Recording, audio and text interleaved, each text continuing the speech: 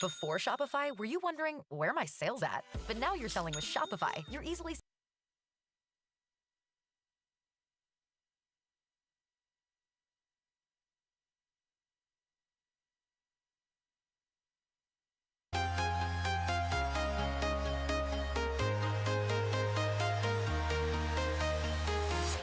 I'm walking alone, the streets are empty. The only thing I can see is my own silhouette. I'm getting stronger, step by step. The clock is ticking, but there's no time for regrets. I've been flying from town to town, from London to Taiwan. I've been all around the globe trying to protect your soul. We are heroes tonight. We will fly above the sky. We are heroes tonight. Yeah. We are heroes tonight. We will fly above the sky. We are heroes tonight.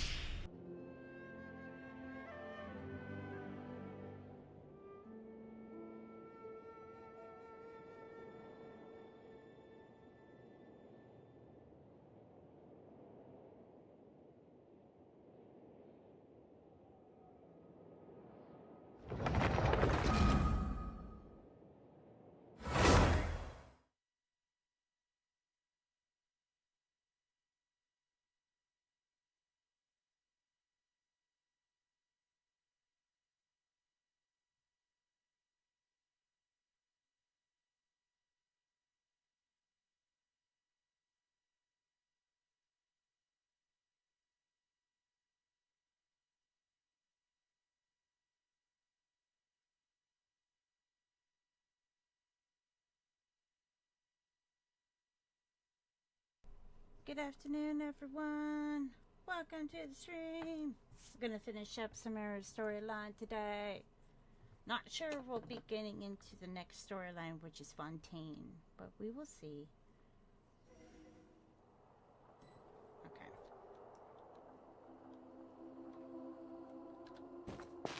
Incinerate!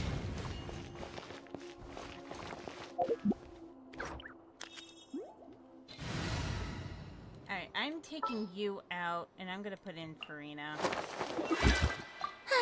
I knew you'd miss me. Not really. Okay, let's go.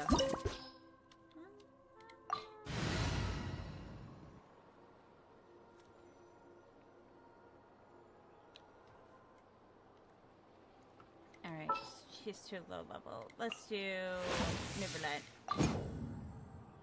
The pleasure is all mine. Alright, here we go.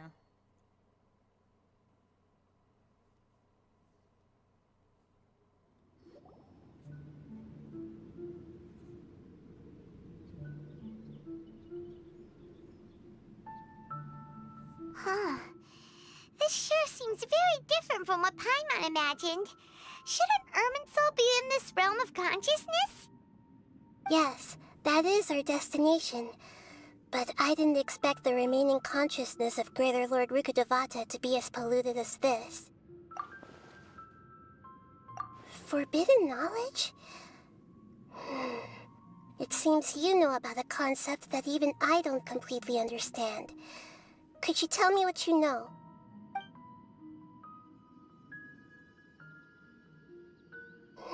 Your inference seems logical enough. Forbidden knowledge once polluted the desert thousands of years ago, but was successfully repelled thanks to King Deshret's self-sacrifice, and Greater Lord Rukkhadevata nearly exhausting her power. Then, a second instance of forbidden knowledge pollution occurred during the Conria Cataclysm 500 years ago. But I'm afraid it is much more serious this time, with Irminsul itself already in danger. So, if we're in the remaining consciousness of Greater Lord Rukkhadevata, and it's also been affected by forbidden knowledge pollution, then does that mean, in order to save us, Greater Lord Rukkhadevata? Yes. Welcome in, It's JP. very possible that she sacrificed her life in the fight against forbidden knowledge. She didn't completely eradicate forbidden knowledge, but if it weren't for her actions, the pollution would have been far more rampant over these past 500 years. The way that everyone, including me, has forgotten everything about forbidden knowledge may very well be due to her restoration of Irminsul.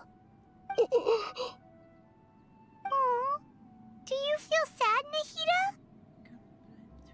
I'm just sharing her pain.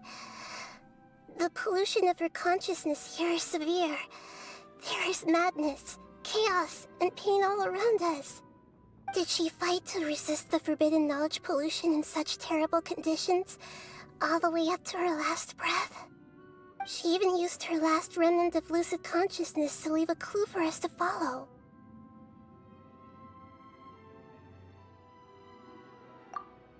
Yes, her words were distorted by forbidden knowledge, so that's all we could hear.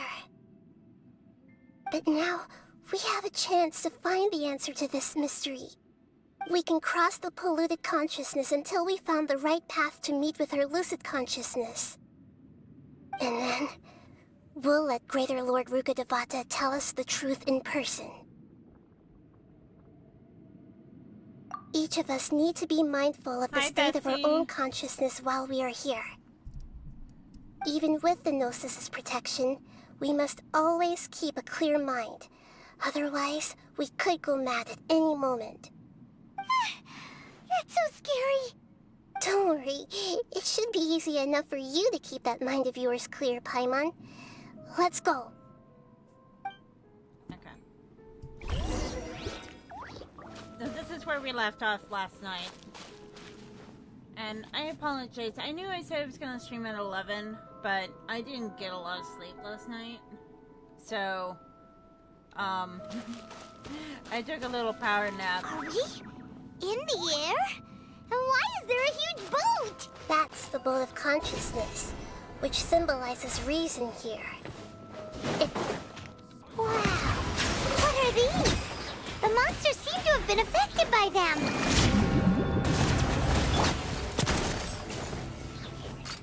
Hey there!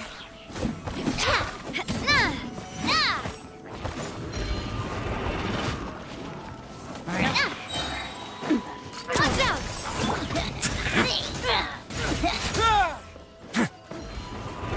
Nope. Not happening. Let's begin.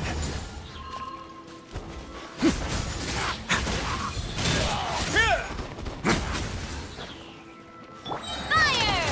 Well, with rocks.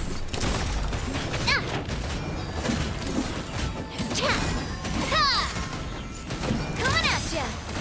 Yeah, I didn't go to sleep until like almost midnight or so. Stay cool. Face your guilt. Yeah, I didn't go to bed until like almost 12:30 at night. So I'm pretty out of it right now. Alright, we're gonna eat some food real quick. We need some stamina. There we go. Okay, there we go. Onward! Oh, thank God I have Jean in my team. Barbados, guide us. Settle down. Hey there! on! From the Spina with love. Hiya! Be sanctified. Forest blood!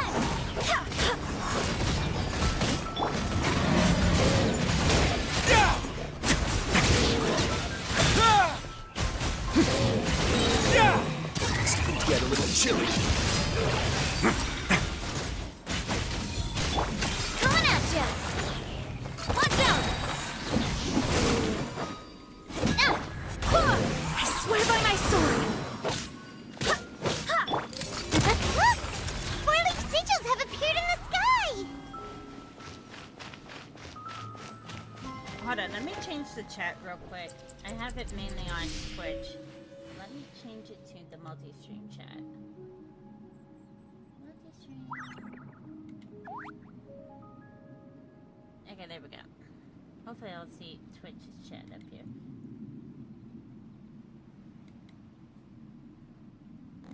Okay.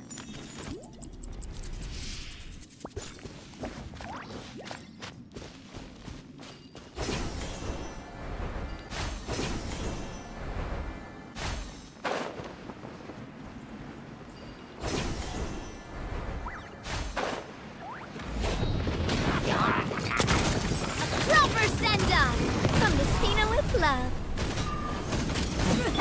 Forest blood! I yeet you off the cliff!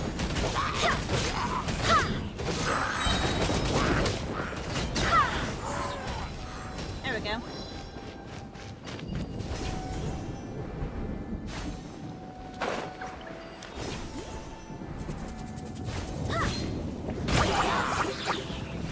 Forest blood! Watch out! Coming at ya! Amor, stay cool. Face your guilt.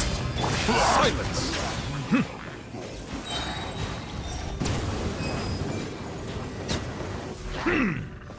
Oh, not you! Fire! Well, hiya! Now, That's done.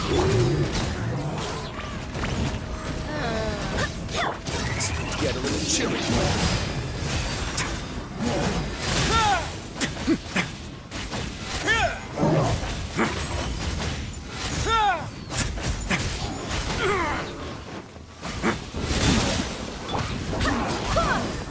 I hate these guys so much. Watch out! Okay, where are you? To control the boat of consciousness, we need to find the helm first.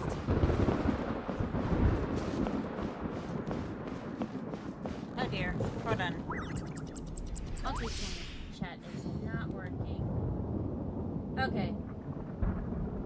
Just no one's really talking. Okay. I thought it was messing up. It's like, no, it's just no. There we go. Da, da, da, da, da, da. There we go.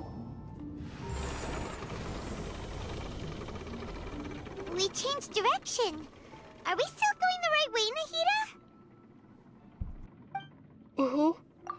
Judging from the current route, the boat of consciousness will soon take us out of here.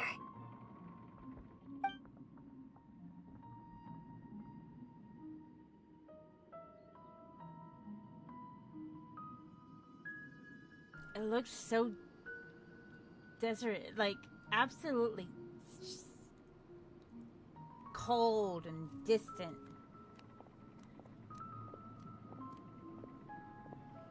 We'll be arriving at our destination soon. How are you feeling? Are your minds still intact? But I've seen okay now. Huh? But everything's been completely normal for Paimon. Hopefully there won't be any more interruptions. This time, we should be able to meet Greater Lord Rukkhadevata. Are you saying you've never met Greater Lord Rukkhadevata before? No, it seems that my birth and her death took place at the same time. Otherwise, I think she would have given me a little more guidance, and I could have done a better job. Hey, you've done a great job, Nahida. Let's get out of this creepy place and go meet her.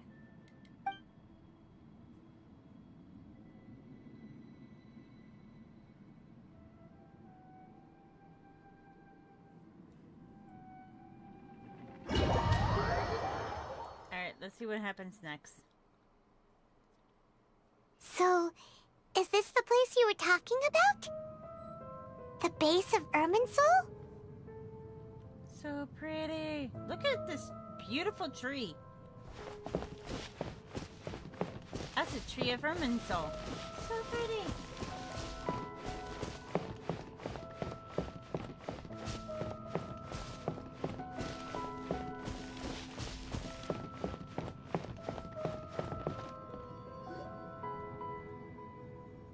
Well, this is the place.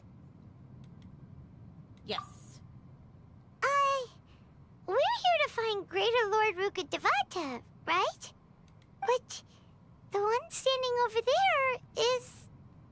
Is that... me? She looks exactly like me. Are you Greater Lord Ruka Devata? Yes, that's me. Are you surprised by my appearance? I can't believe my eyes. Irminsul and the surrounding lands have been reproduced here as they were years ago. But this is just a realm of consciousness. We are manifestations of the same nature. Hence why we would appear exactly the same. We're of the same nature. Why?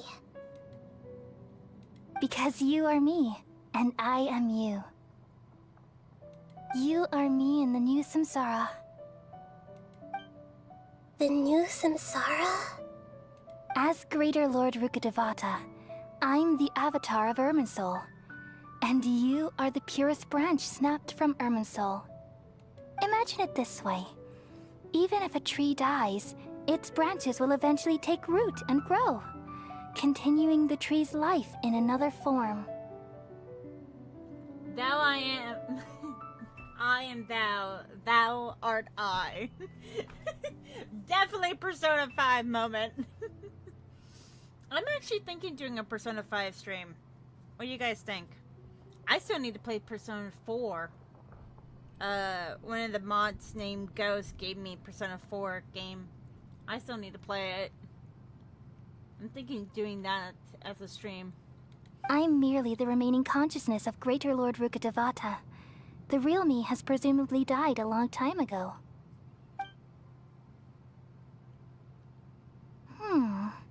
Judging from your appearance, I've probably been dead for 500 years. But you're finally here. My new self in the samsara. So this connection between you two. If this is true, then am I going to be a great Archon like you someday? Though we share the same nature, our fates are bound to be different. All things have their own fate.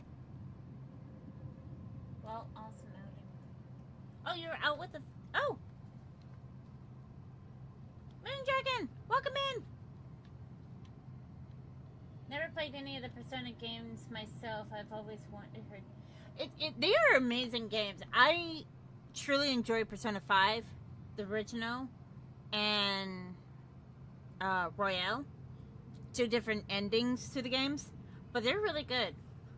I might actually do a Persona 5 stream.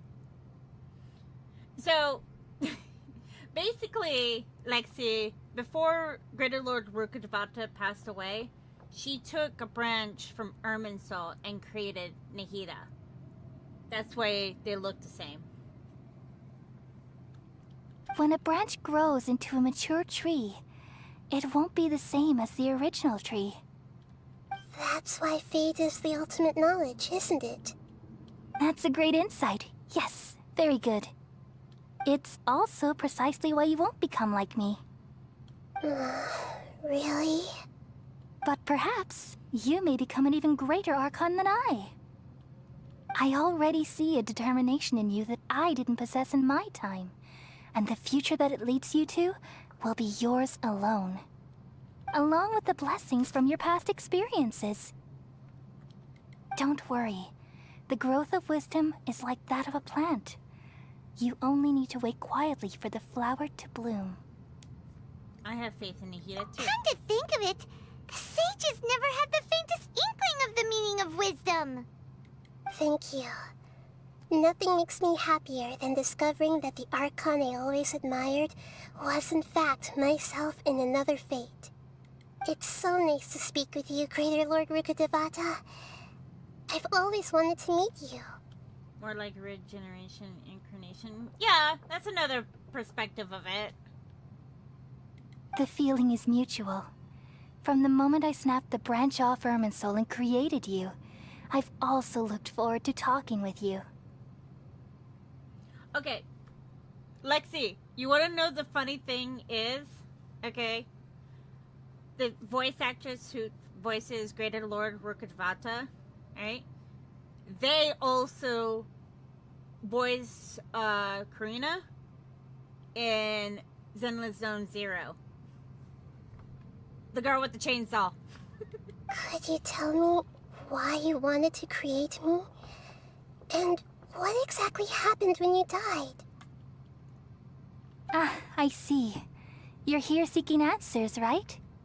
Everything that day, even the sky itself, changed into a color like this. I knew it. Conria's cataclysm. At that time, the seven were all summoned to the nation of Conria. Except for me. I had a more important task to attend to. Yep. The voice actress is the same. Different vocal range, but it's the same one. I had to protect Irminsul. The disaster occurred together with the pollution of forbidden knowledge. At that very moment, with my consciousness connected to Irminsul, I sensed something was wrong. The pain started to torment my mind. By the time I reached Irminsul, it was already displaying signs of corruption. Had I not repelled the pollution of forbidden knowledge with King Deshret thousands of years ago, I might have felt even more hopeless and lost. Gasp! Clutch of pearls. So what exactly is forbidden knowledge? It's a kind of knowledge that doesn't belong to this world, and a form of truth that can't be understood. It came from the very bottom of the abyss. Even I could never understand it. The world is constantly rejecting it, leading to all kinds of bad phenomena. If we allow forbidden knowledge to pollute Irminsul, I'm afraid the entirety of Teyvat could fall apart. So, there's knowledge that even the God of Wisdom can't understand? Well, yeah, it kind of makes sense. At that time, I knew I couldn't repel the forbidden knowledge with my strength alone, which is why I created a device that compiled human wisdom and named it the Akasha. It's truly the world's most amazing invention. Thank you. For a long time, I thought dreams were the fruit of human wisdom. Though it was selfish to do so, I borrowed people's dreams using the Akasha. Then I compiled their wisdom and all of my own power. Well, did it work? Thanks to the wisdom of the people of Sumeru, almost all the forbidden knowledge was cleared from Irminsul. But things didn't go as smoothly as I thought. I had a terrible headache, which gave me an uneasy feeling. And then I remembered that my consciousness was also connected with Irminsul. It brought me knowledge and wisdom, but vile corruption as well. From the very beginning, my existence had been polluted by the forbidden knowledge. Oh no. How could that happen? I've experienced that pain in your consciousness. It must have been a horrible experience. Yes, but my feelings weren't important. The important thing was that even if I died, my existence and everything related to me would continue to exist in Irminsul as memories and knowledge, meaning that the forbidden knowledge couldn't ever be permanently eradicated. And there's no way for me to eliminate myself. It would be a sort of paradox. So, I took the purest branch of Irminsul as my incarnation in the next samsara, and left a trail of clues, all in hopes that you would come here and remove me and my pollution from Irminsul forever. Wait, no, I can't. So you realize what that implies? You are very smart indeed. Irminsul has all the knowledge and memories of this world. And as you've realized just now, removing me from Irminsul means I essentially will never have existed in this world. But this is the only way to save Irminsul. People love you so much, and they've missed you so much over the past 500 years. I am exactly the same. So how can we just forget you like this? Is there really no other way? There must be something else I can do. You're the god of wisdom, Boer. You should know that there is no other way. But this is so cruel. I don't want to forget you. No need to feel so sad, Boer. As someone who delights in wisdom, you should feel joy at finally finding the answer. These are the words in their entirety. The answer you've been seeking all along. Let the world completely forget me.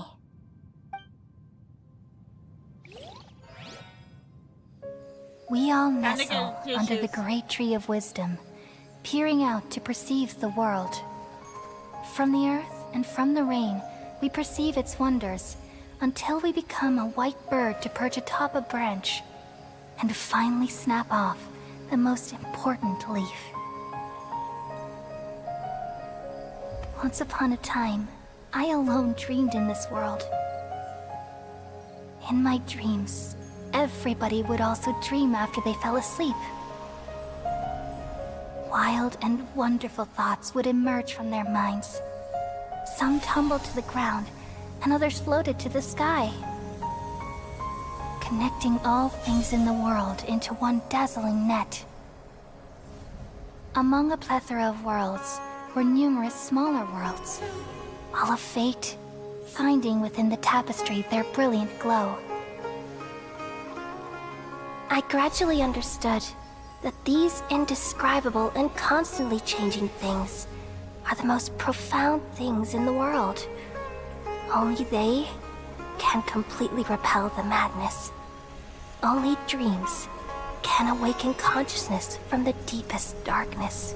I have them. You want one? I'm already grabbing one.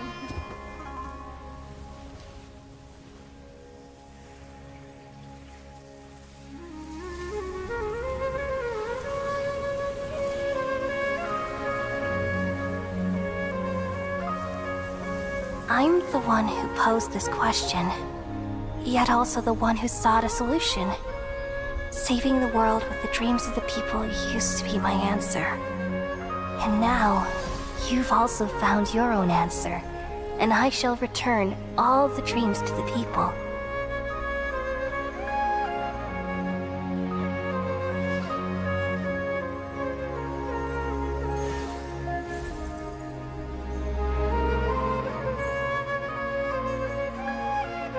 Goodbye, people of Sumeru. May you be blessed tonight with the sweetest of dreams. I swear, this game is so cruel sometimes. It just knows how to play on humans' heartstrings. I swear to God, I hate it.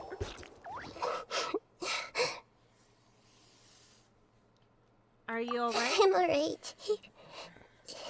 I'm just a little confused. What are you confused about? We've just saved the world, right?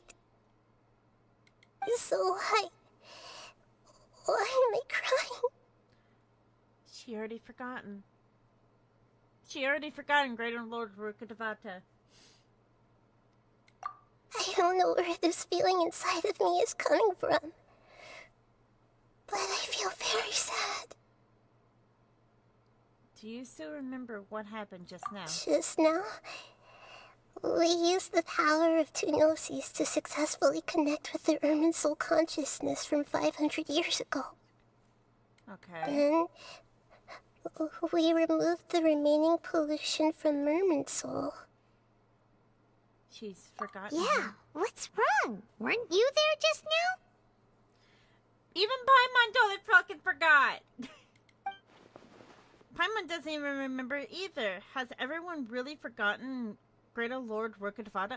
That's the thing that really mind boggles. Is like everyone else totally forgot about him except the Traveler. Traveler is the only one that is not affected by anything.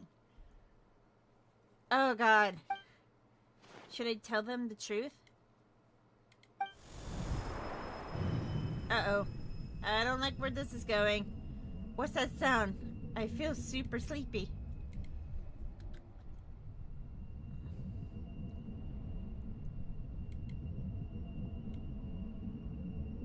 Someone's coming. I hear footsteps. It's the doctor! Bastard! I thought you left. Huh? That sound. Traveler! Paimon! I've been waiting here far too long.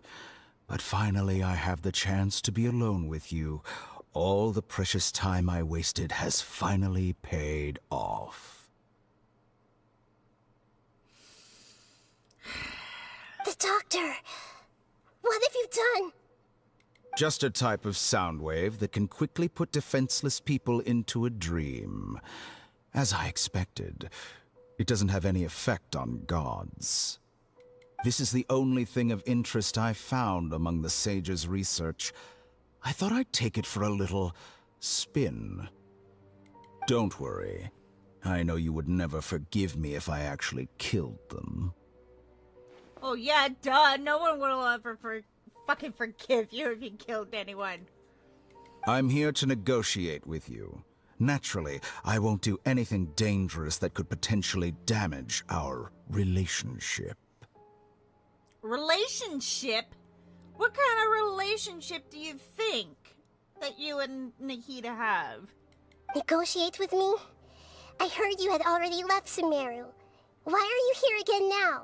I left Sumeru, but I also stayed in Sumeru. Even the God of Wisdom is restricted by the habits of cognition. How disappointing. You mean there are many different versions of you in this world? An astute guess. Even the same individual will have different cognitions at different ages. A long time ago, I made a major decision in hopes of preserving all my perspectives of how I observe the world. Observation is the first step of any experiment, but observing the current world doesn't satisfy me. It lacks an important dimension, that of time.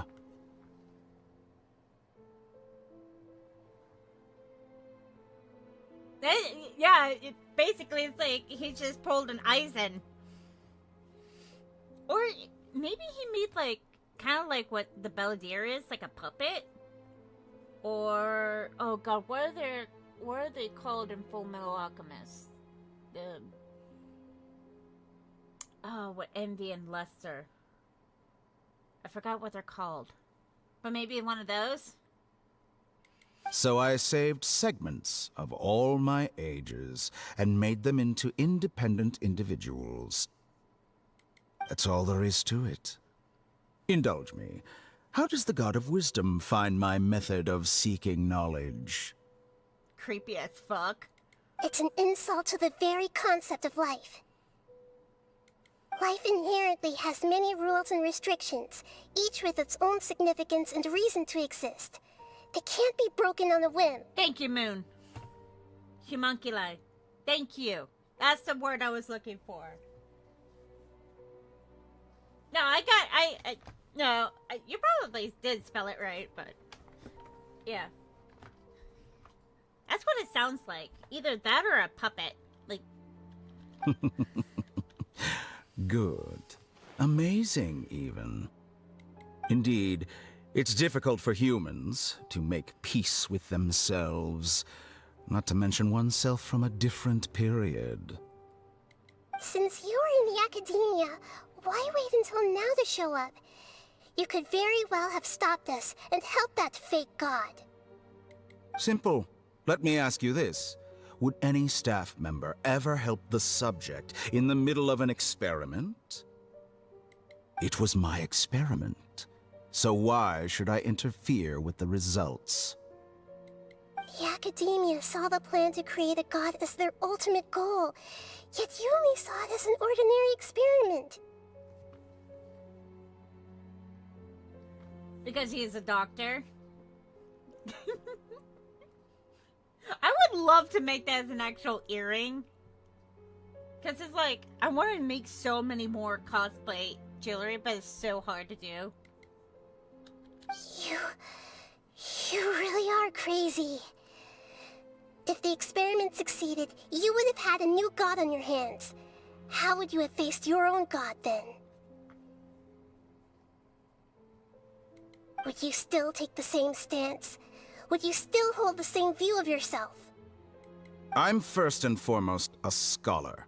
These results should be left to the judgment of the hypothetical me confronted with that outcome. But you're right.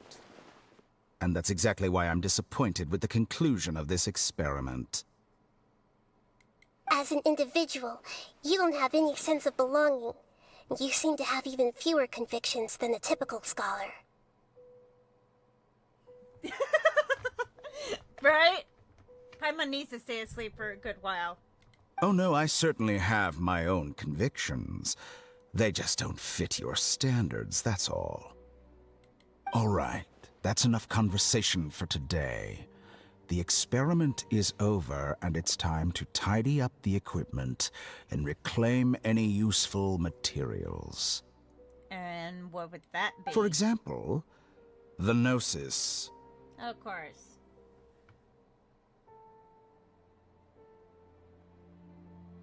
Well, this does debunk the... Yeah, True. It means Paimon's not a god, so that theory is out the window. Lesser Lord Kusanali, you're an intelligent Archon. I'm sure you understand the disparity in our combat abilities at this time. Besides, you have no way to use that electro-gnosis in battle. Didn't you say you were here to negotiate with me? Somehow, it's starting to seem like you intend to take it by force now. I'm merely intention. stating a fact. After all, I'm also a scholar. Naturally, I hope to show proper respect and dignity to the God of Wisdom. Your hypocrisy is built on absolute confidence. I understand your scheme, but... what if I were to destroy the Gnosis now and awaken the heavenly principles? Awaken the heavenly principles? Do you think that's really possible? Anything is possible. The heavenly principles have been silent for many years, but the Gnosis are symbols of their control over Tevat and all the laws. Will the destruction of a Gnosis attract the attention of the heavenly principles? And if so, how do the Fatui plan to deal with the consequences? So his overconfidence is his weakness? Yeah, being overconfident can definitely be a weakness. Do you dare to gamble such a possibility with me? Ooh, don't mess with Nihida. Don't mess with her. Gamble? How surprising. And no one can work now because we're running out into errors. Oh, by the way, Danza, what do you do for work that you're doing a 12-hour fucking shift? I thought you would show evidence or use rigorous reasoning to prove your point. The word gamble is the last thing I expected to hear from the god of wisdom. I would definitely have a drink for you, but I'm drinking water. But this is a clever move. You must have seen through me when I first captured your consciousness. As a scholar, I respect all possibilities. This has always been my principle and is an essential trait as an experimenter. Indeed, I can't ignore this possibility. So tell me then, what are your conditions? You do data entry? Oh, my mom used to do that. They just got fraction of the work in me. Yeah, my mom used to do data entry. That is a difficult job to do because it's like nothing but numbers. Ugh. Oh, Joe exists. This foreign gnosis will only lead to disaster if it stays in Sumeru. True. But this electro-gnosis is the prize I obtained after defeating one of your fellow harbingers. Yeah, it's an easy job, but a lot of work. Oh, God. I do 12-hour shift all the time, but I work in a machine shop, so it's... Oh, you work in the machine shop, Moon Dragon? Nice. Now, as the one who initiated this cascade of events, shouldn't you pay the corresponding price? Price? Interesting. What price would you have me pay? Ooh. How about erasing all your other segments? For 2 gnosises? You're going to be... Oh. So this is how you wish to restrict me, the most threatening opponent of the Nation of Wisdom. What you request of me is like plucking out the eyes I have placed in the dimension of time. He has a mama's boy complex. Oh God, I can definitely see it. He also reminds me of like that really creepy kid that used to work in like a pound or something to experiment on poor animals. That's what he gives me. Segments are extraordinarily difficult to make. They require extremely rare resources and enormous amounts of time and effort, requiring me to destroy them all here and now. Bravo. A suitably wise decision on your part. Yes, how very interesting. Can I assume that you have long been wary of me? Among all the versions of me, this segment you see now is the most selfish. If it weren't me, your idea wouldn't have worked. What did you see when you were imprisoned? You were observing me, and that's how you know I've long grown tired of their doubts and endless arguments. I agree. Like you said, it's difficult to make peace with yourself. Being as smart as you are, have you managed to do that? I think out of all the Harbingers thus far, he's my least favorite. I see. If you think all those versions of me are worth a gnosis, then deal. He plays an archetype well. One step ahead. Absolutely. He 100%. He definitely has that mastermind villain type of complex. You sure didn't hesitate much. Is the relationship between all the versions of you really that bad? I don't think there's any need to dwell on that. The surplus versions of me can be exchanged for a gnosis. Do you think anyone can offer themselves at a higher price? Besides, with my abilities, it's only a matter of time until I find better perspectives. Perhaps it's best to say, you're just temporarily ahead. Hey, God. Someone needs to take him off a peg of few. But what I'd like to know is, how can you be sure that I've really erased them? The best part is he's the one who is clever. The one who's step ahead isn't just... Very true.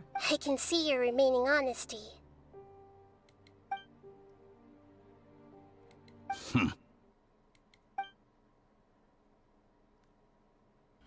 What a ridiculous decision!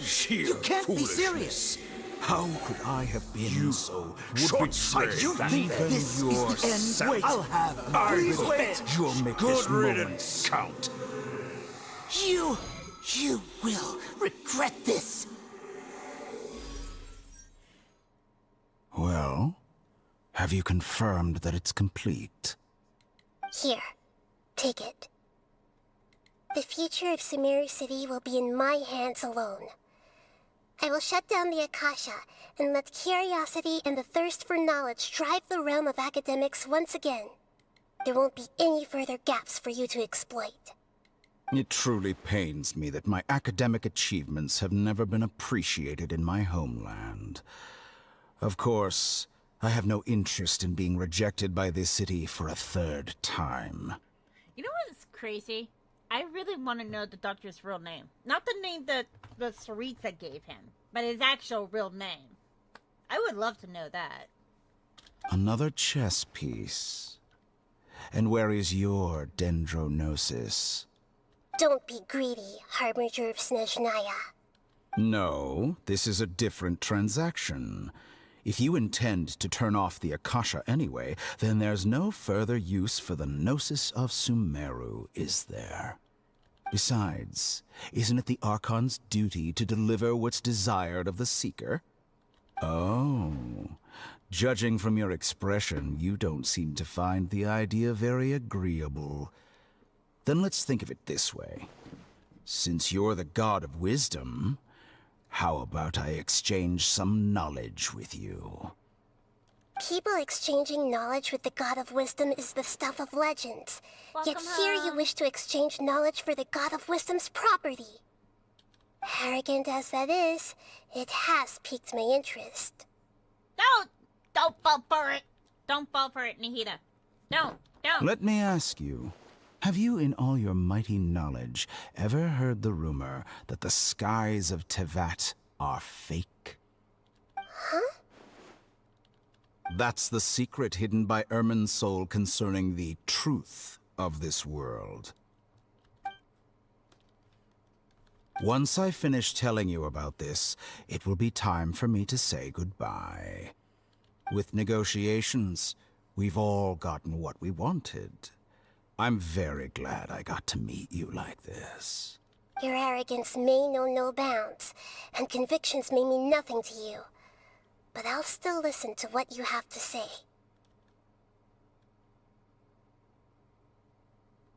Oh god, I'm scared. Seeks and dark truths flow the mind of the wise, and then everything falls silent. Several days later... Wait! We've been knocked out for a couple of days? That's fucked up.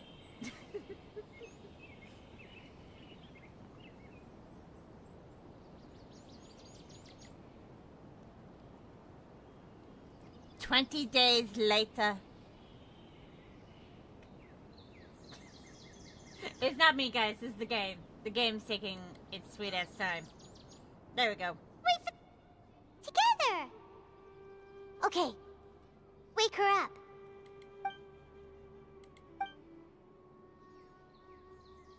Are you awake? Kali says it's time for breakfast. Come on, get up! Good morning, Good morning! How are you feeling today? Pretty Good to hear. It looks like we've recovered pretty well. Not even Tainari could stop us from going out now, right? That's right. On that day, we lost consciousness in the battle. We woke up and we found ourselves in Gandharvaville with Tanari and Kale were looking after us. I heard that Sino was brought us here, and Tanari complained that Saito was always sending people to him. But he has taken great care of us. After completely exhausting ourselves, we've had a good rest here. After a few days, we finally recovered enough to be able to go back out. From what Tanari and Kale said, the Akasha has been turned off completely, and then the people of Sumeru will no longer rely on it. Such a big change will certainly affect people's lives, but it will definitely be a good thing. Come on, Traveler, let's go.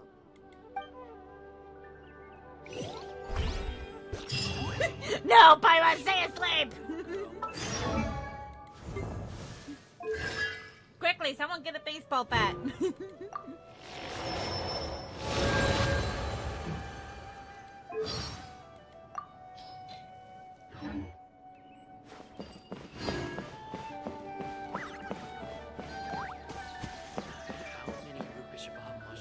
Good morning. Looks like you're awake. Yep, yep. Good morning, I Kale. prepared some breakfast today. Please have a taste. I hope you'll like it. It's nice to have you here so we can eat something yummy. Well, now that I've recovered from Alizar, I'm feeling better than ever. I can even prepare 4 or 5 meals a day now. That is impressive. And Paimon bets they're all delicious.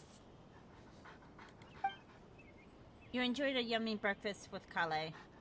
Oh, by the way, someone brought a letter for you after you went to sleep last night.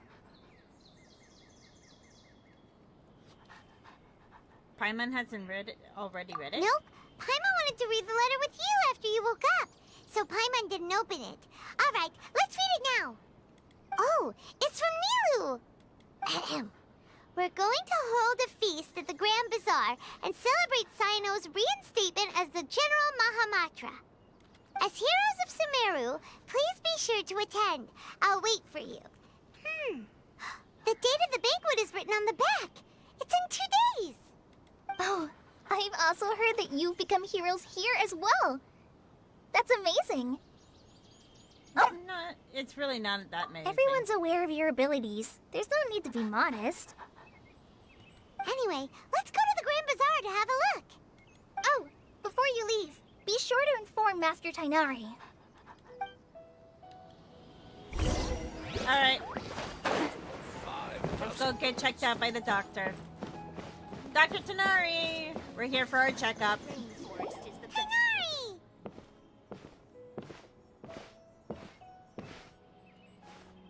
Ah, good morning.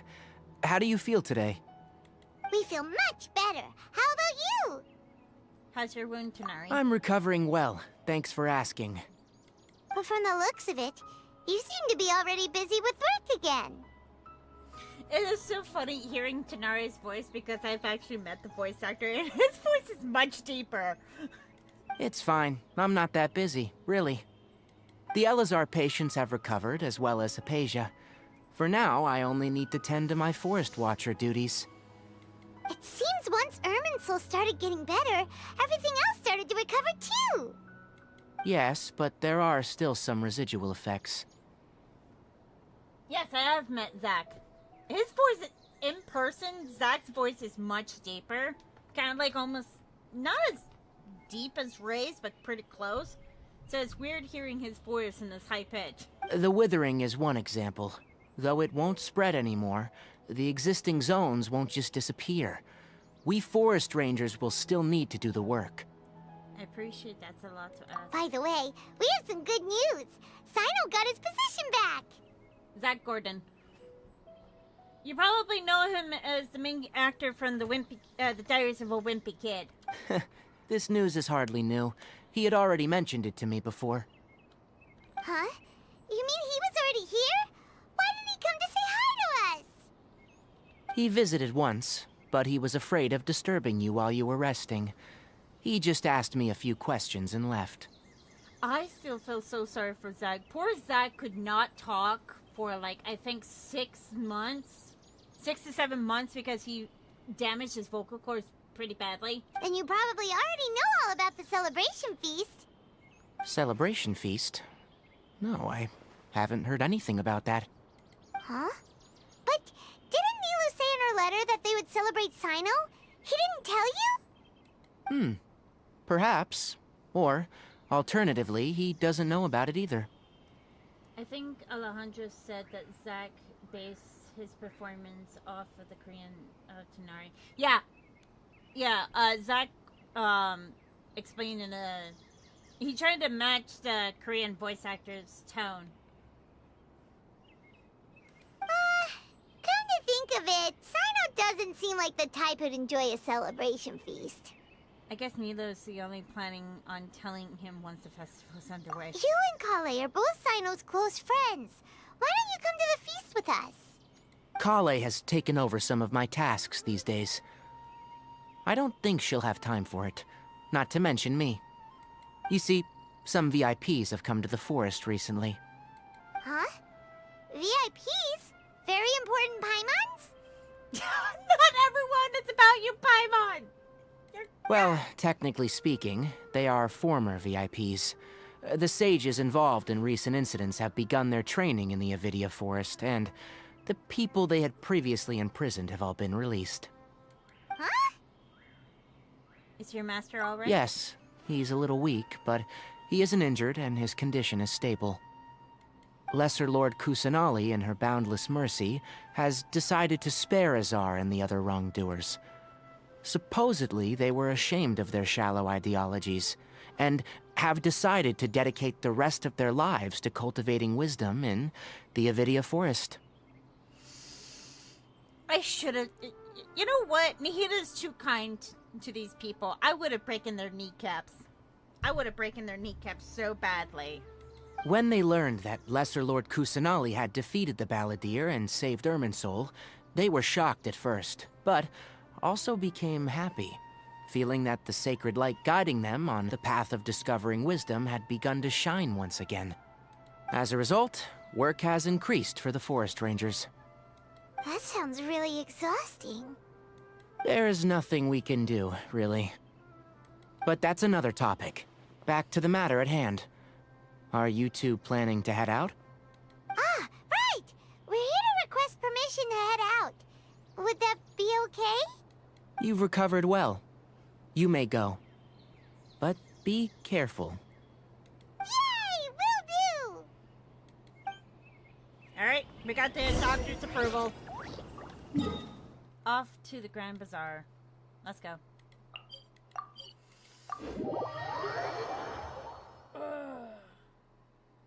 Yeah, he never explained how he damaged his vocal cords, but poor guy couldn't talk for a while. And imagine going to conventions as a voice actor and you can't even talk to anyone.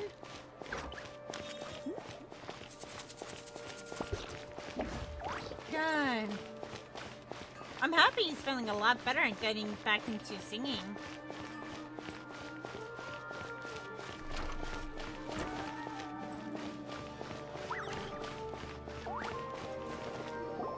Well, there won't be any problems if the feast starts at that time. Everything has already been prepared. Mr. Zubair, I finished telling things up here. Well, except for the guests. Is a simple reply really that much to ask of our guests? It's affecting our arrangements. Oh, it'll be fine. Besides, it never hurts to get things ready in advance. I was thinking the same thing. The feast will be held sooner or later, right? Hey, Nilu! Traveler, Paimon! We got your letter, so here we are! You're the best! The other guests haven't even replied yet. Huh? Are we the only ones that have arrived? Yeah, I had someone deliver letters to all of our guests. But maybe everyone is still busy with other things. Look, I get it. Sumeru is in an extremely important period of transition right now, but even if your friends are important figures, they shouldn't just ignore your request like this. Nilu is Sumeru's #1 celebrity, after all. I'm back. You have no idea how happy I am to talk to people with good taste. If you consider enjoying Nilu's dances having good taste, then almost everybody has good taste. Because Paimon thinks everybody will love her performance. That's right. We all think she's amazing too. Nilou is an absolute favorite among those of us who frequent the Grand Bazaar. For Outlanders, you have a great eye. Master Zubair, let's have a vote for the most outstanding audience members next time. I think these two may win. Nonsense! It is not for us to determine the value of an audience. But indeed, we could try giving gifts to people with particularly good taste. I heard there's a device in Fontaine called a camera that can record people's appearances as pictures. Such pictures would make superb gifts. Ooh, good idea. I wonder where we can find one. You guys are so funny. There's really no need for that. I'm satisfied just being able to perform here. Nilou, you have too much of a good heart. There's always a lot going on at the Grand Bazaar. Yeah, and that's why I love it here. Traveler and Paimon, could you help confirm if the letters were actually delivered? I guess. If for some reason they didn't receive the letters, then please tell everyone that there will be a feast here. Okay, I'll go around and check. Yeah, we can also check out how everything in Sumeru is going now. Do you know where everyone is? When I wrote the letters, I heard that Dia was in Port Ormos, and Alhaitham was at the Academia. As for Sino, we've only heard that he appears at the Academia from time to time. I'm not too sure about Ramon's whereabouts. My guess is that he's with Dia. As for Dunyarzad, I just hope she's feeling better. I sent her a letter, but I was afraid of disturbing her. If you have time, please ask about her for me. Okay, got it. Let's go, Traveler. Alright. Let's go to the Academia first, since we're pretty close to it. La-da-da-da-da.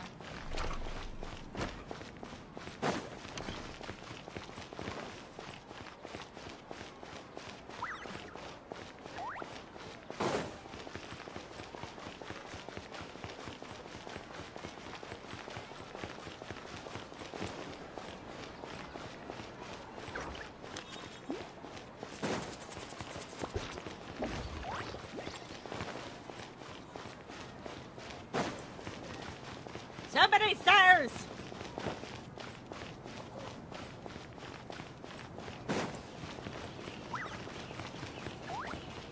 Okay, we finally made it. Ah, shit.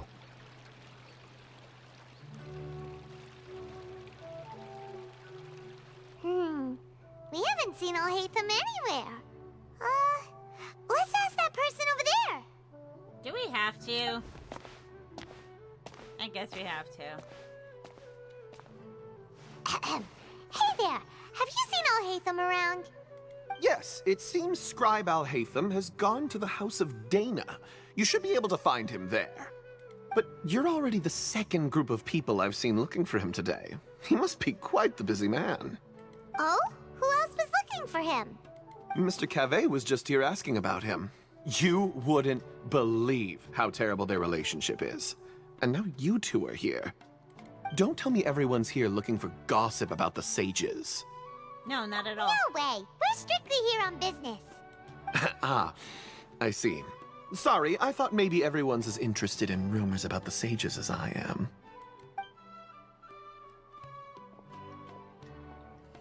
We get to see Kaveh. Onwards!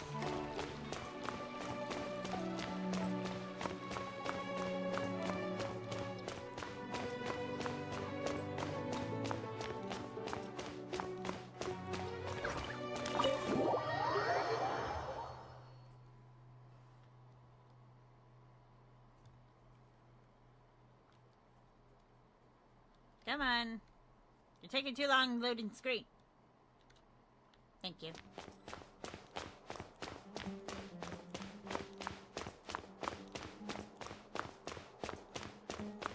There they are. I see them.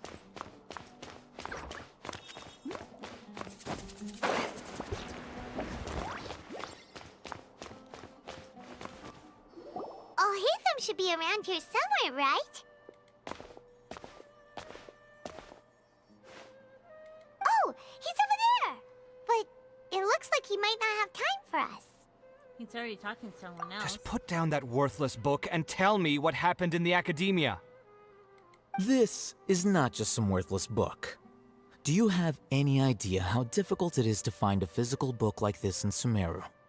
It doesn't matter. It's probably just another thing that you used your authority to get your hands on anyway. Just put it aside. Listen, I came back today only to hear that the sages have disappeared. Oh? You sound surprised. I thought you would already know the inside story. Would I be here asking you if I knew? You're the scribe, not me. So just tell me what you know already. Well, I almost became a sage. Huh?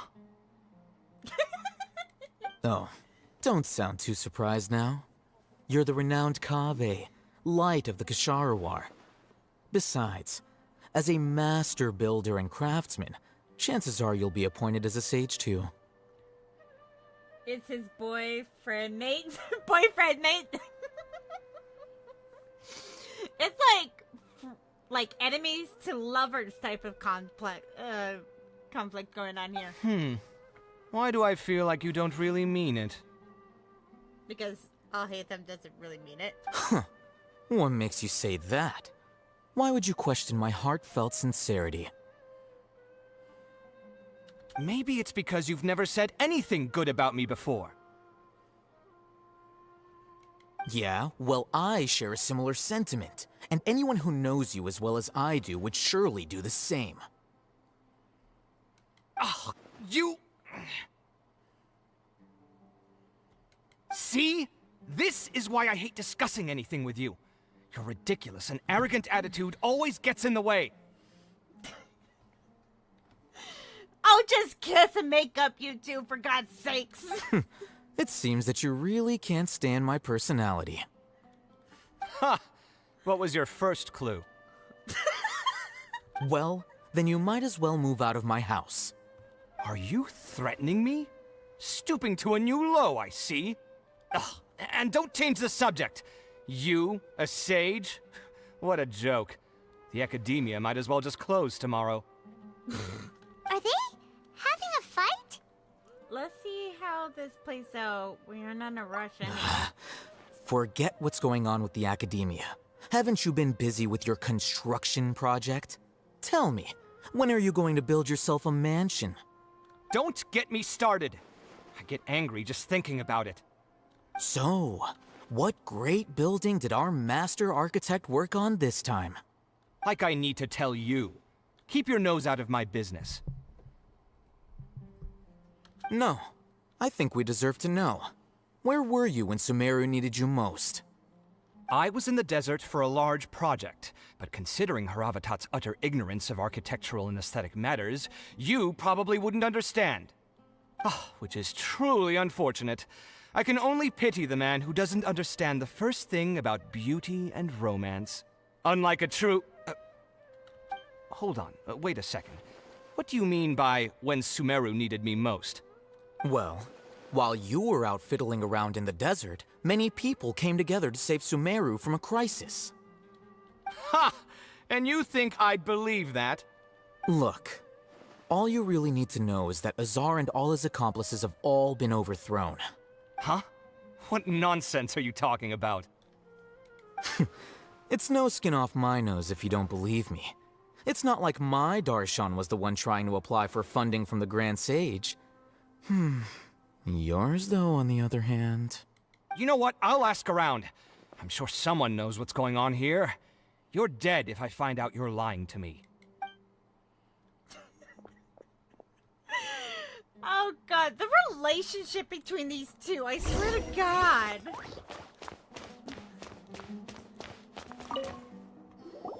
Hey, Alhaitham. Oh, it's you two. What's the matter? We're running some errands for Nilou. Have you received her letter?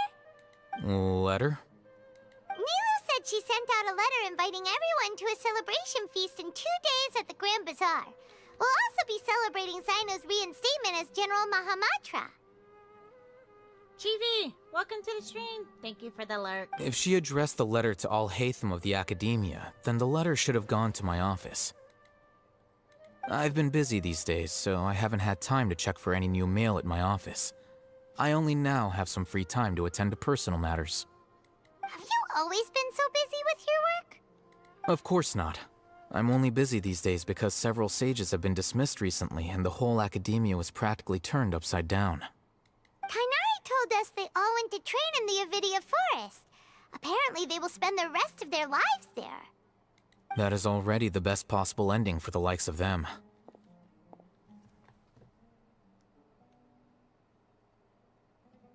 Thank you for stopping in, Sleepless. 4 of the 6 great sages were possessed by their desire for power and attempted to create a new god.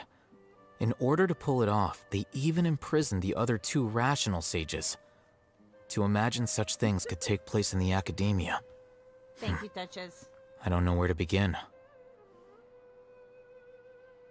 6 sages sound pretty powerful. Yeah, you're right. Huh. Feels kind of strange to hear them called that after all this time. But then again, the 6 great schools sounded pretty impressive too. Yes, at least that's how they're supposed to sound. It's said that when the Academia was first founded, the Dendro Archon herself established the 6 great schools, each representing one of the 6 different types of wisdom. Numerous Darshans have sprung up and faded. Only the 6 Darshans, attaching themselves to the 6 great schools, have stood the test of time and obtained permanent seats in the Academia. Now, the 6 Darshans are nearly synonymous with the 6 great schools, and the leaders selected for the schools are the 6 great sages. 666. The devil's number. Among the 6 great sages, there is one central leader, the Grand Sage.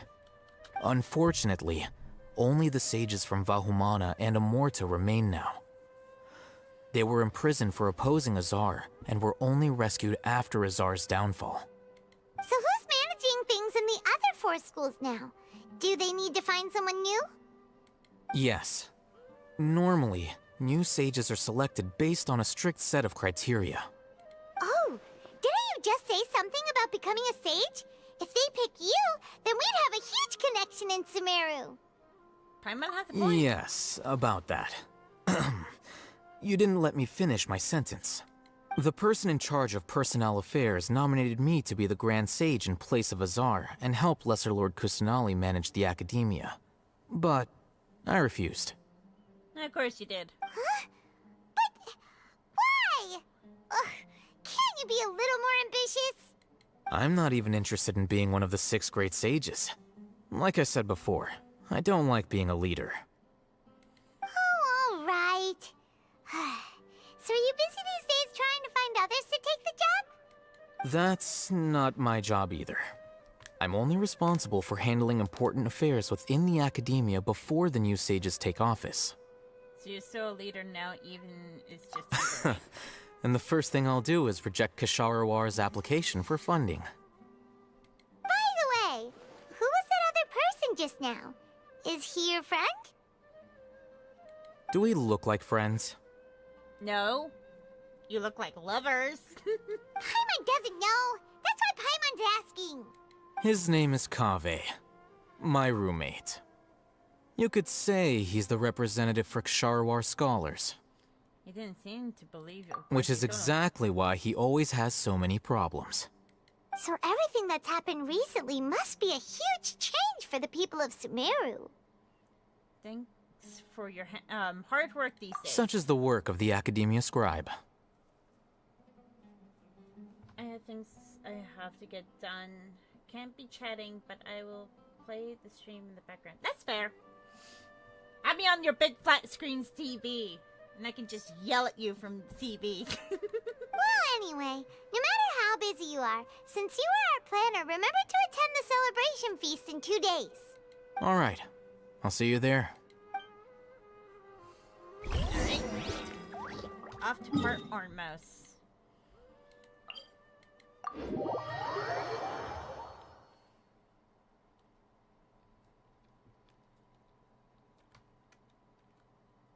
I don't know what to do for dinner tonight.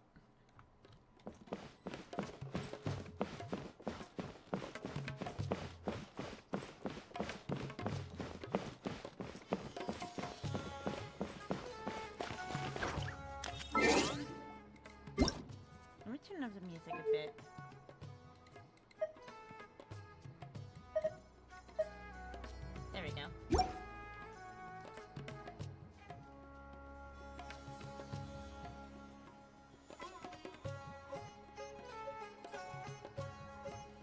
Wait, so we have trash talk Paimon recently? Have we? Yes!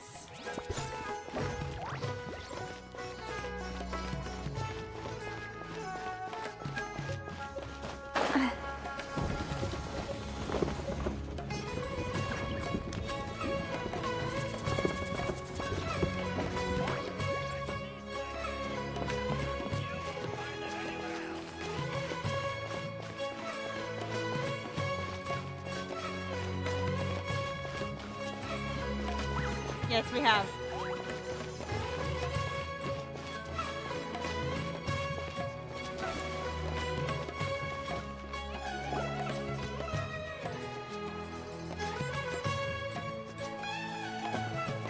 This is Port Ormos. Now where could... Is that Paimon I hear? Huh? Oh, it's been a while. How are you doing? Dunyarzad! It's been so long since we've seen you! We're good. How about I'm you? doing well. I can go as far as saying I have never been happier in my entire life. Paimon, your job is supposed to be being awake, and what the heck? I don't know if you've heard, but Elazar has completely disappeared, and all the patients have recovered. You kidding? Knowing them and the connections they've got, I'm sure they've heard about it. Didn't expect to see That's you right. here. My lady is feeling better now, so I'm accompanying her for a walk. Why do you still call me that, Dia? You've already informed my father of your resignation. I guess I'm just used to calling you my lady. Old habits die hard. Resignation? You mean you're quitting? Yeah, I might start losing my edge if I keep being a bodyguard for the Homayanis. You know that my parents and I are fond of you, and that we appreciate you very much. It wouldn't be a problem if you wish to continue to be our bodyguard. I'm not a woman that's easily persuaded. You should know that by now, my lady. When I took this job, I had already decided that I'd quit as soon as you'd recovered. It's time for me to get back out there and chase that horizon. So what are you gonna do now if you're not gonna be a bodyguard anymore? I want to take a risky job and put my body to the test again. Huh? But we literally just finished one of the most dangerous jobs ever! Are you getting bored already? My lady Hatter, you look stunning today. How would you know what I look like? I don't have my camera on. Right now I look absolutely like garbage. I have terrible dark circles under my eyes right now. I know. If I hadn't joined in that plan with you, I wouldn't have come up with this idea. I guess I still get fired up by that feeling of going all out in a fight. It made me realize that I'm still a mercenary through and through. Life is short, and I'm happy that I got to be a part of that operation. But the whole thing also made me realize that there are still many problems in Sumeru. And as a desert dweller, I'm still not completely ready to settle down on this side of the wall. Well, I remember a friend had someone bring you a message. Don't get to look at you to know you're setting. Oh god, sleepless. You mean I'll hate them? I didn't expect him to still remember that. I thought he was joking. We just came from talking with Alhaitham at the Academia. Did he tell you that he suggested that I come work at the Academia? What? We didn't hear anything about I that. heard that Azar and his cronies fell from power, and Alhaitham told me that now was a good time to find a job in the Academia. But only if I wanted to. Whoa. Paimon can't see you being anything other than a mercenary. Me neither. But I think Dia would look great dressed up as a scholar. Ugh, forget about it. I wouldn't last 10 seconds in there. Alhaitham probably just liked the way I worked and knew I'm good in a fight. So he suggested I find some work in the Academia. But you know, if you take him up on the offer, Sino might actually agree and let you become a Matra. Because you're super amazing. The Matra have all the talent they need as long as they have Sino. I prefer to be free to live however I choose. In fact, I chose this job from the very start because I knew it'd be right up my alley. Even if being a mercenary means facing all kinds of danger. A lion has to return to the wild sooner or later. If anything, being your bodyguard has been unfamiliar territory for me. I don't want to see you go, but I'll respect your decision. Aww, Junior Zard. I'm glad to hear you say that. Come on, no need for the sad face. It's not like we'll never meet again. I guess being free is part of how Dia operates. Once the whole Dendro Archon thing is settled, everything in Sumeru will take a turn for the better. That makes me happy too. But a peaceful society will probably mean less demand for mercenaries like me. Before long, we'll be a dying breed. So I'd better get to work while I still can. Huh? But wait a second. You make it sound like you're leaving now. Well, no, not yet at least. I promised my lady I'd stick around until next week. So, have you been in Port Ormos this entire time? We were wondering if you had received a letter from Nilu. Oh, did Nilu write to us? She heard that you were seen in Port Ormos, so she sent the letter here. Huh. It was probably sent to the inn that we're staying at. My lady has been very energetic lately and keeps taking me on hikes, staying out even into the night. By the time we get back, the receptionist is usually off napping on the job. Right, and we tend to leave quite early in the morning, so the old man on duty is also usually dozing off. So what it really sounds like is that the person on duty is always asleep. I bet the letter's at the reception desk. I'll go check later. No wonder there wasn't a reply. You never received the letter. Good thing Nilu asked us to come and check on that. Sorry to make you two come all the way out here. It must be something important for Nilu to specifically write to us like that.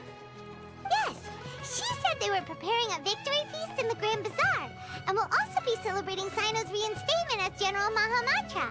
She was hoping you could come. Great! I'll be sure to attend.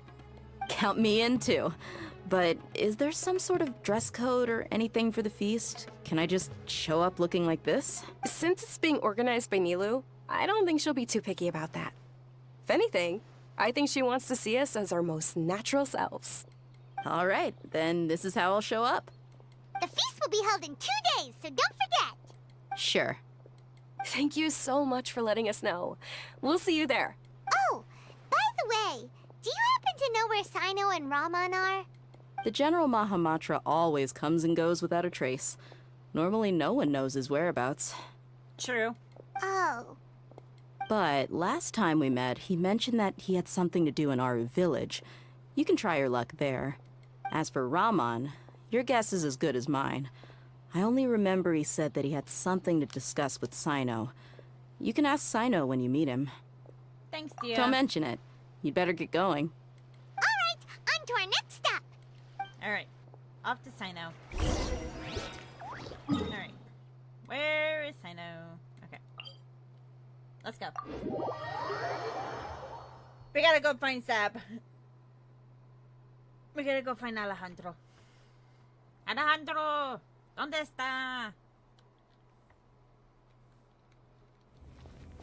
¿Dónde está Alejandro?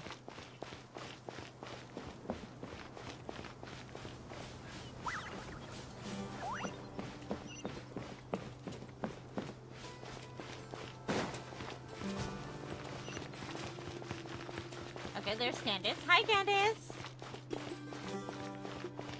Alejandro. Alejandro. ¿Dónde está?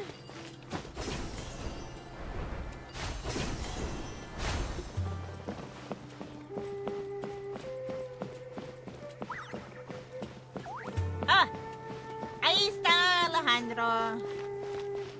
Hola. It's been a while since we last visited Aru Village. Ah, there's Sino. It's been a while.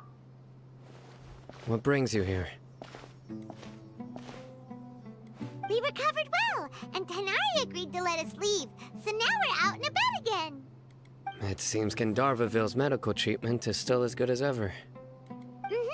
And Tanari is recovering well, too. That's good to hear. Thank you for taking care of him. You're the one who brought us to him when we lost consciousness, right? Thanks. You're welcome. Tainari has excellent medical skills, and Kale is quite attentive. It was the best place for you. I am not doing that. I am not giving him a Peppa the Pig plushie. Fuck no. Do you want me to get chewed out by him? I see his reaction to people giving him Peppa the Pig. Fuck no. No, I would like to stay on a voice actor's good side. Thank you very much. But why are you just standing here like a dead tree? God, Lexi wants to feed me to the wolves. God. I'm meeting some people. Oh, you mean Candace? I've already talked with Candace and the village chief. They're still at the usual place. You can go there if you'd like to see them. But you know one of the people I'm meeting as well. Sure. Oh, by King Deshret's blessing, my friend suddenly appears in the desert. Don't tell me you've run into trouble and need us to help now. Roman! And... huh? Sataria? Oh, you know me? Oh, well, you're pretty famous in the academia. Don't worry, these are our friends. No need to be so guarded. I see. How you been doing lately? I'm doing well. Many good things have happened recently. Same here. Really, I feel that my whole life has started to shine after suddenly finding a new direction.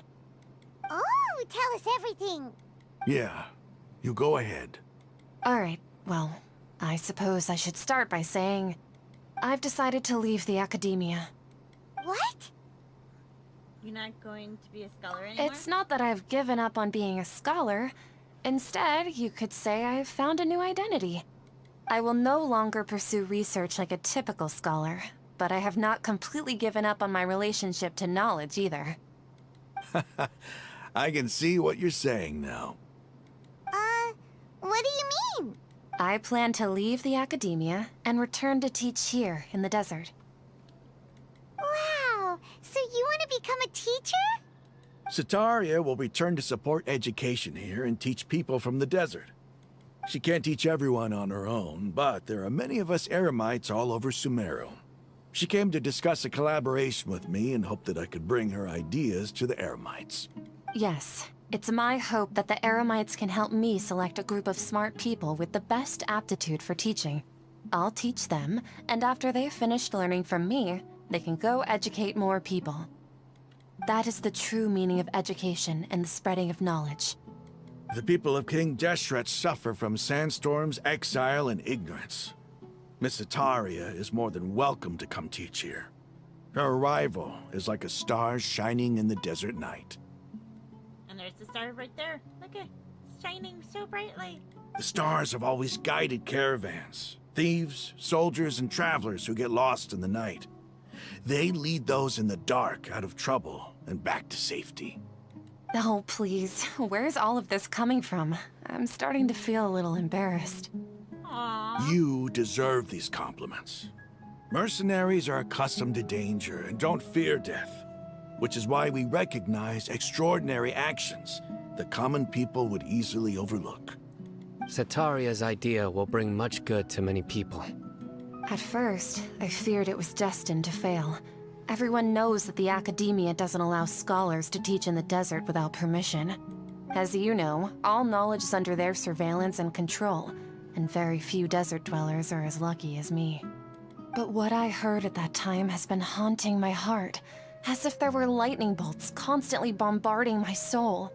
Sataria, you tread a treacherous path, and the longer you ignore it, the tighter the academia's grasp on you will become. Sataria, why haven't you gone home? Never forget that the desert that belongs to you lies elsewhere. Yeah. That was kind of my fault that you're on a different path. My bad. Miss. These words sparked something in me, and I knew that I had to bring something back to my people after going home. I gathered up the courage to approach the Grand Sage, only to find that he was no longer at the Academia. Lord Sino told me that Azar didn't belong there anymore. Azar has received much-needed punishment. Though, if you ask me, it may have been too light. You probably have already heard. I still think his kneecaps need to be capped. But that's just me. Yeah, we heard. Lord Sino helped me obtain permission to leave the Academia for the desert, and accompanied me here to discuss collaboration with members of the Eremites. My plan was able to go smoothly thanks to him and Rahman. You're all doing so much for the desert. Aside from that, I also have some other business to discuss with Sino. Lesser Lord Kusanali has allocated many resources to support and develop the desert. I've done some business for her, and part of it required the assistance of the Eremites. I applied for a few batches of educational materials from the Academia, and sent them to several groups in the desert, as instructed by Lesser Lord Kusanali. I believe that's exactly what the people here need. Physical books and other related items. If it weren't for Sino and Lesser Lord Kusanali, I'm afraid we'd never be able to get our hands on them. Okay, before we continue, Lexi, what is the whole thing about Pepe the Pig and Alejandro? Because I know it just makes him mad when anyone gives him Pepe the Pig. What exactly happened to make him hate it so much? apart from this, the Academia is also recruiting scholars that are willing to teach in the desert. I'll let you and Satarian know as soon as I have any more news. Okay. We must be persistent about this, and maintain these resources to ensure long-term effectiveness. This is the first time in hundreds of years we've had a glimmer of hope. I think this may be the turning point for the desert. I've seen it on TikTok of Peeps giving Alejandro Pepe the Pig plushies. Remember these words. Here lies our faithful priest, Kasala. His wisdom is a miracle among the people, deserving of high praise and admiration. Yeah, because it's like, I've seen Pete, like, I don't know what happened to make him hate it so much. I hope people with wisdom like that priest will rise again among the desert dwellers. Then we'll once again see the wisdom and glory that once shook the world. Enough about us. Are you here to discuss some business too? No, not at all. We're actually here on behalf of Nilu. Nilu wanted to write to everyone, but she wasn't sure where the letters should be sent, so she asked us to come find everyone personally. A celebration feast will be held in 2 days at the Grand Bazaar. She hopes that all of you will be able to attend. At the feast, we'll also be celebrating Sino's reinstatement as General Mahamatra. Although, judging from your appearance, it seems you've already been reinstated. Paimon thought you would only start working for the Academia after the feast. Celebration? Feast? Oh, you really didn't know? It's the first I've heard of it. Tainari was right. He really didn't know. This feast is for you, Sino. Sounds to me like you'll have to be there. It's like, do I really have to go? Can't you guys just have the feast without me? It's rare to see that kind of expression from Lord Sino. You must not like feasts very much. No, not really. But I'll go. You two are invited. Well, I still have a lot to handle here. Besides, I need to look after Miss Sataria in the desert, so I'll have to pass. I'm afraid I won't be able to join you. Although, if you'd be so kind, please give a message to Miss Nilu for me. The message is, I'm sorry for how I treated you before, but now I understand the beauty of your dance. It's like a light shining in the sky. You and the art you symbolize are not only beautiful, but also lively and powerful, so much so that it was prohibited. Please keep dancing, and someday, I'll be able to appreciate your art in person. Okay, we've got all that down. We'll be sure to get the message to me. Our job here is complete as well. Oh, Sino, remember, party's in 2 days. Make sure you're there. Got it. The attitude, like, ugh, do I have to go? I don't want to go.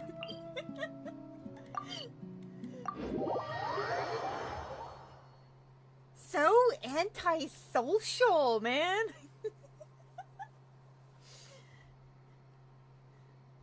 God, make it so obvious. Okay, so what's the times?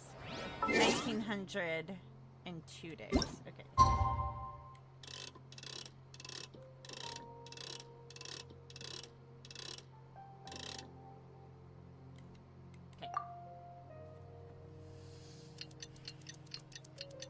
Yeah, I really want to know why he hates Peppa the Pig so fucking much.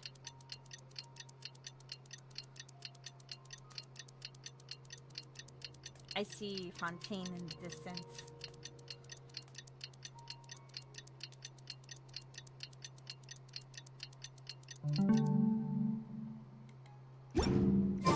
Today's the big day! Let's go to the Grand Bazaar and see how the celebration's coming along.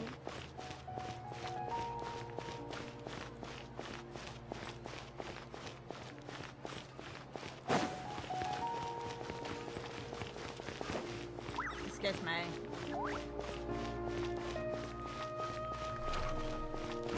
Actually, the music's a bit loud. Ah! Wrong one! Let me change it. Audio. Let's turn it down at least to a 4. There we go. There we go.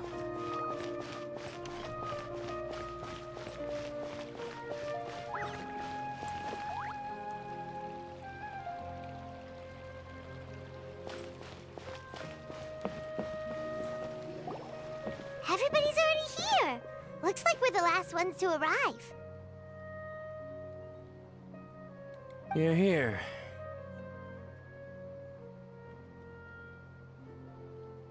Ah, there you are. Good evening. Well, look who finally decided to show up. You look like you came here immediately after finishing up some work. I'm very happy to see you here. But we're not late, are we? It's just that everyone else arrived ahead of time.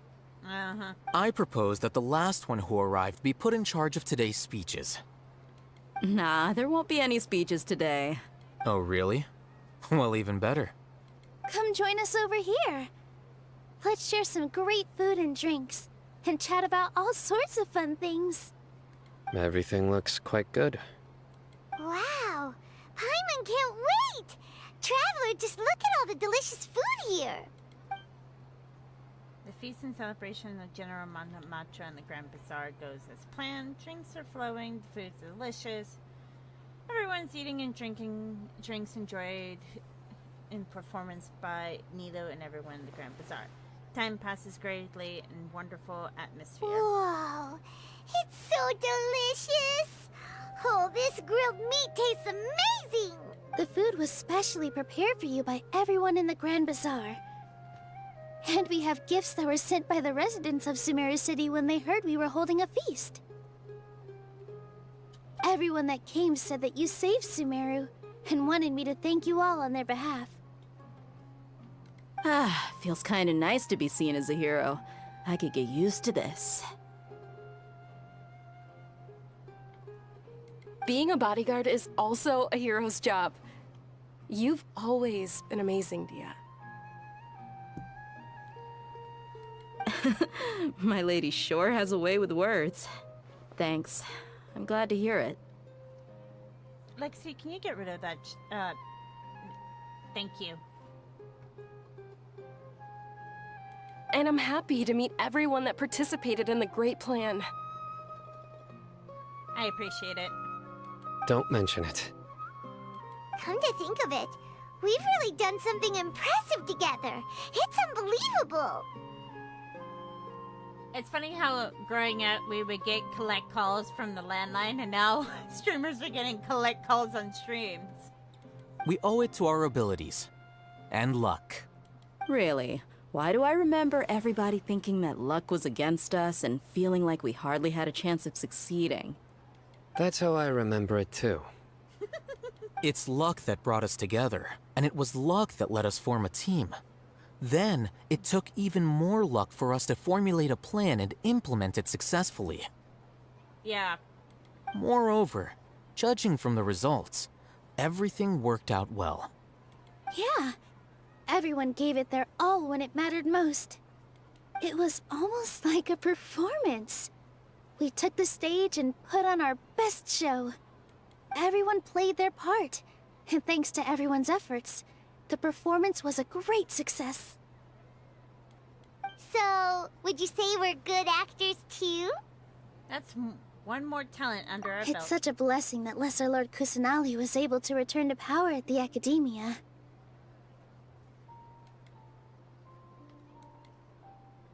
Come on. Yes. Thank you. Even after being abandoned and neglected so many times, she's finally returned. Return to the Academia, abandoned and neglected? Lesser Lord Kusanali once used all her power in a great disaster, which resulted in her losing all her wisdom and memories of the past. The Academia basically abandoned her because of it. This should be something everybody should remember. Huh? You look surprised. I didn't say anything wrong, did I? No, everything you said is correct. That's good. Something wrong? Yeah, what's with that face? You knew all of this already. Don't mind me.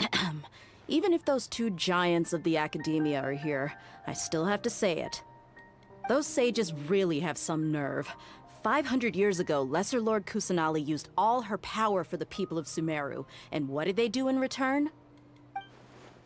It seems that after everyone forgot Greater Lord Rukkhadevata, their understanding of Sumeru's history also changed. Now everyone believes that Lesser Lord Kusanali has been Sumeru's Archon all along. Maybe I'm the only one in all of Tibet who remember that Greater Lord Rukkhadevata ever existed. As a witness of all that has happened, I shall respect her choice and keep the secret for her. If you bite the hand that feeds you, don't act surprised when it turns into a knuckle sandwich, right, Sino?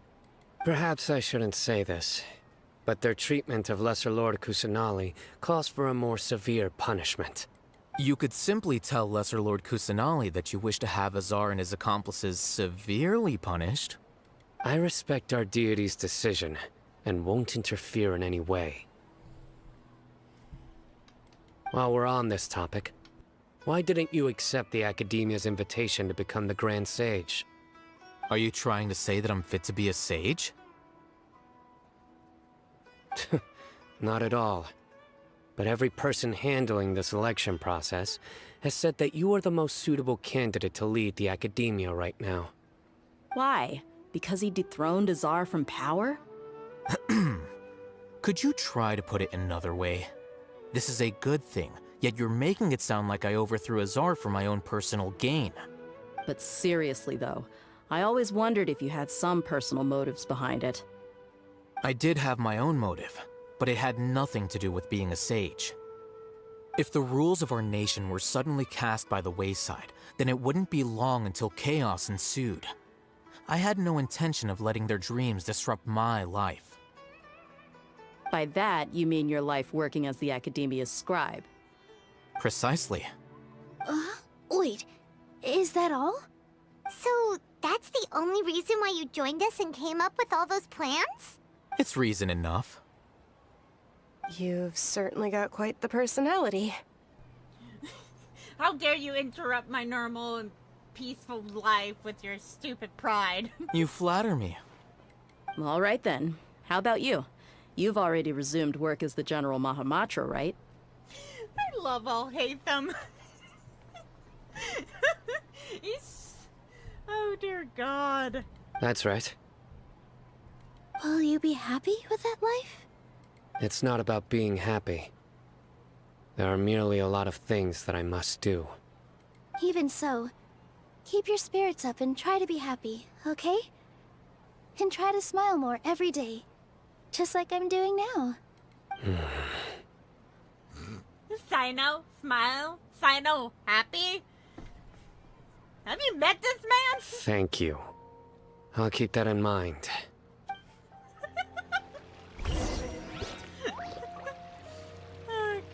god. My lady, the grilled meat over there is delicious. Have you tried it? Yes, I also tried some fruit just now. Oh, they're very sweet. What an amazing place to relax. No wonder everybody likes to rest at the Grand Bazaar. You said it. Oh, look who else is here. Hello. Oh, I'm so happy Nilu invited everybody. Oh, now I have the chance to meet all the heroes. My pleasure. I'm glad we could. Hey, less of that polite chit-chat and more eating and drinking. The feast is about having fun, not stuffy formalities.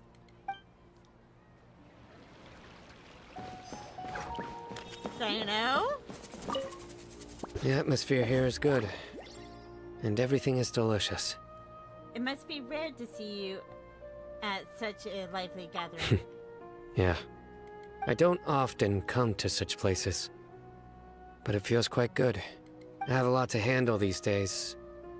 Otherwise, I could show you around. It's alright, don't worry about us. There's always next time. We're friends after all. This feast is pretty good. I like it. Are you sure? Your tone sounds different. I seldom participate in such lively gatherings, but the atmosphere here is quite good. Huh, I thought you might be might find this boring. No. This gathering today has a unique meaning. The Grand Bazaar is lively because the people here feel happiness from the bottom of their hearts, unlike the farces at the Academia. True. That happiness is an emotion that'll be forever alien to those bookworms who have driven themselves insane by studying. Jen! Welcome to the stream! How is unpacking going? I seem to have taken both keys when I left the house. Oh well. You took Kave's house key? You scoundrel! Ah, there you are, traveler. Well, how is it? Are you enjoying the feast today? If there's anything you're unhappy with, just let me know. I'll be sure to take note of it. It's going. I picked up some nails to hang up my tapestry and prints. Oh, nice! It's great. Thanks for inviting me. That's good. It's the first time I've ever invited so many exceptional people to one place. I was a little nervous myself. So, Jen, if I ever come and visit you in Texas, I can crash at your house, right? You see, every guest here is quite extraordinary. It's unbelievable that we've got everyone together here. Make sure you live it up tonight. I'll be happy as long as you're enjoying yourselves. We have a message to tell you. You tell Sosaria's message to I'm me. honored to have her think of me this way. If I have a chance in the future, I would really like to invite her to one of my performances. I can't explain why, but I just feel elated right now. Thank you.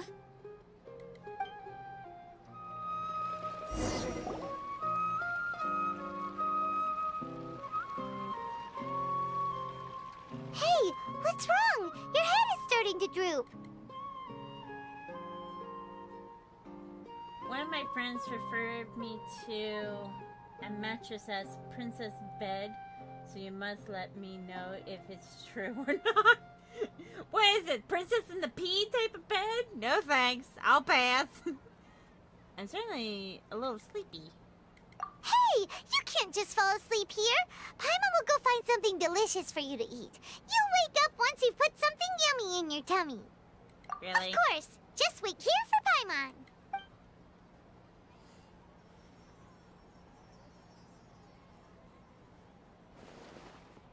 Is it because I didn't sleep well last night that I feel sleepy all of a sudden, or is it because I'm too full? Huh? It feels like someone is there.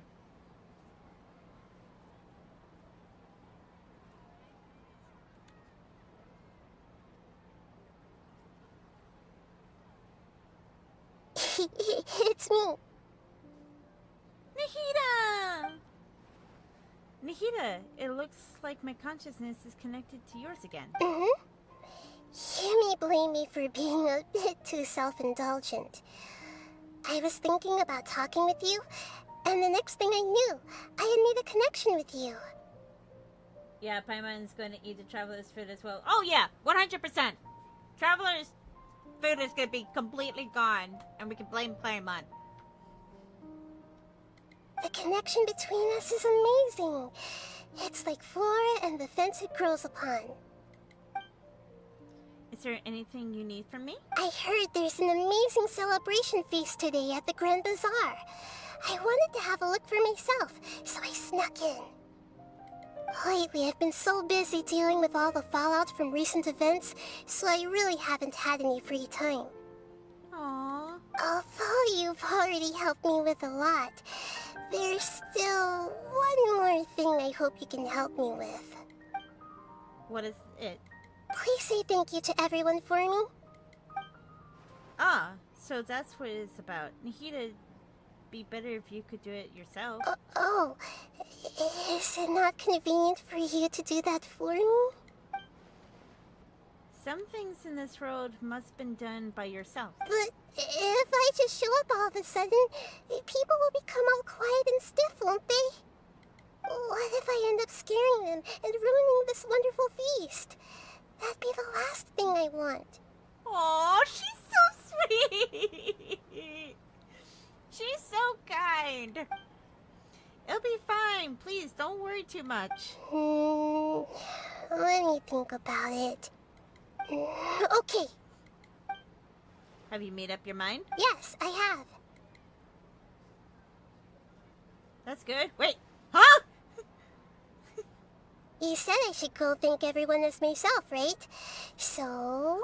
That doesn't mean you use me as a fucking puppet! I've decided to borrow your body for the time being. Please don't blame me. The flora also climbs up to the fence to get closer to the sky. Yep, it happened. Great! We've been possessed by Nahida. Now I know how people being possessed by things feel like now. Then at least promise me you won't say anything weird when you're in my body.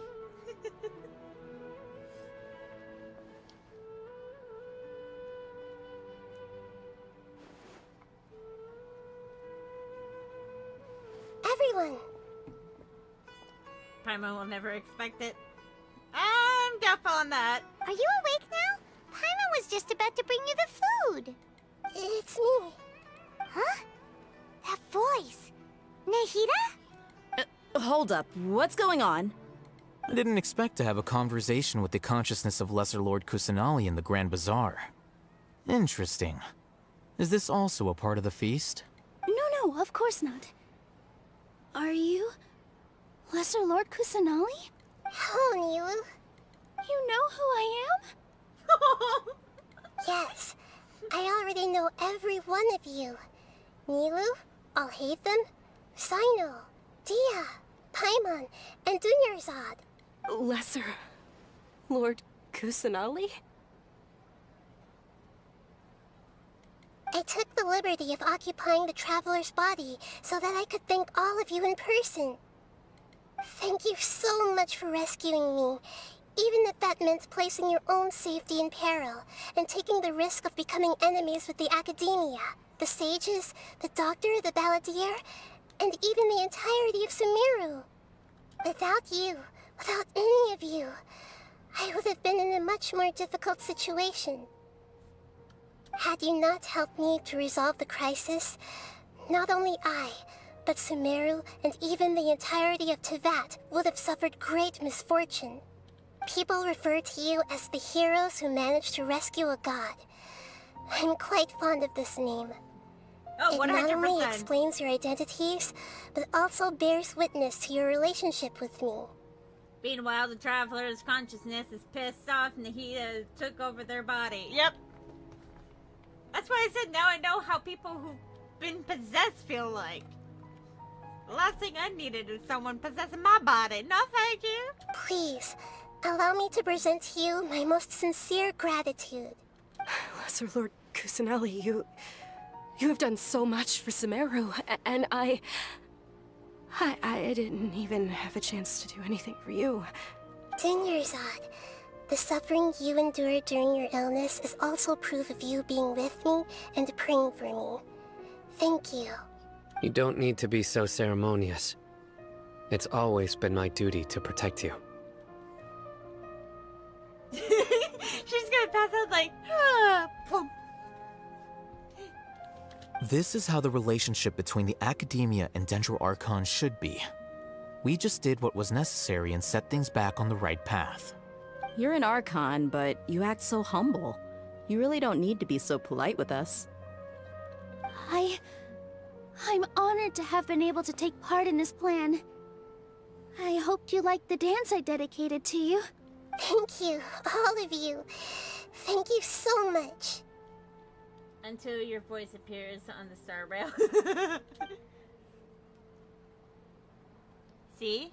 Just like I said, everyone is very happy to meet you. Yeah. Nahida shows up. Surprise visit brings the feast to its climax. Sheer joy flows in the hearts of everyone present. A warm atmosphere of talking, laughing carries on late into the night, and the feast ends on one perfect note.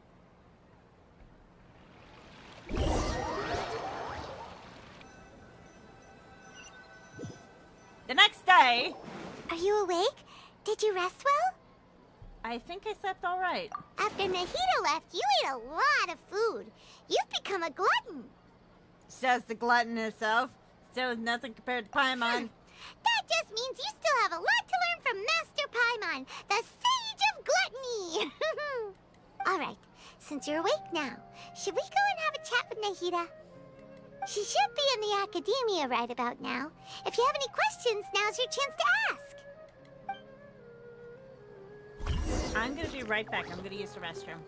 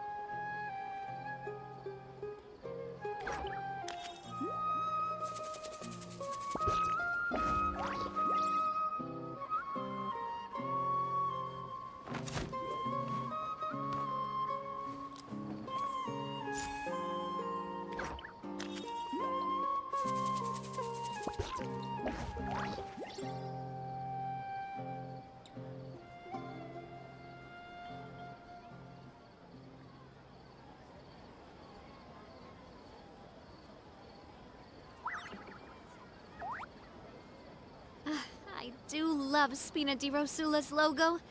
It was designed by my mother. Have you noticed how it's shaped like a heart?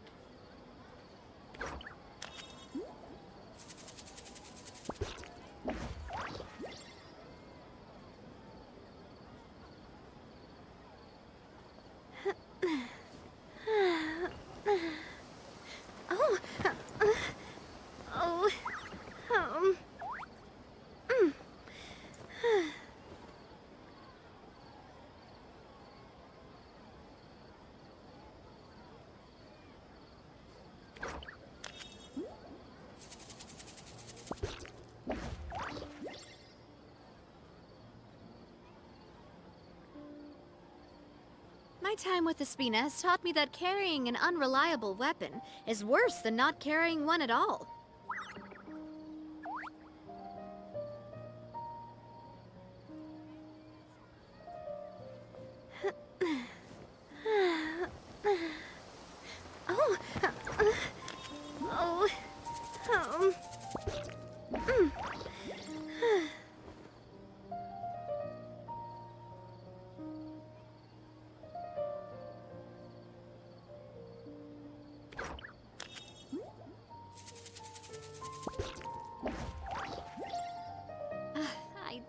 love Spina di... Sorry about that. Alright, I'm back. I had to use the loo and get something to drink.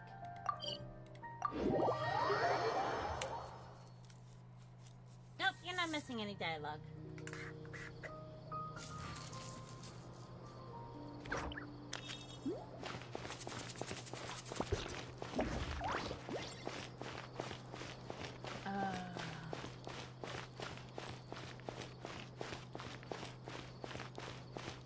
Hold on, let me heal my characters real quick.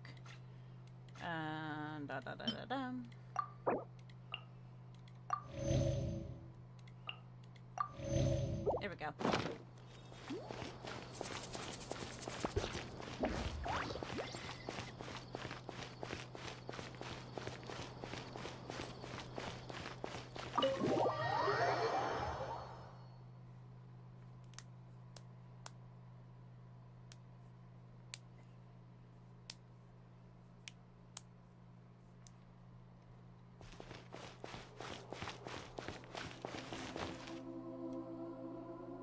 This room is fucking huge. Welcome back, Sleepless.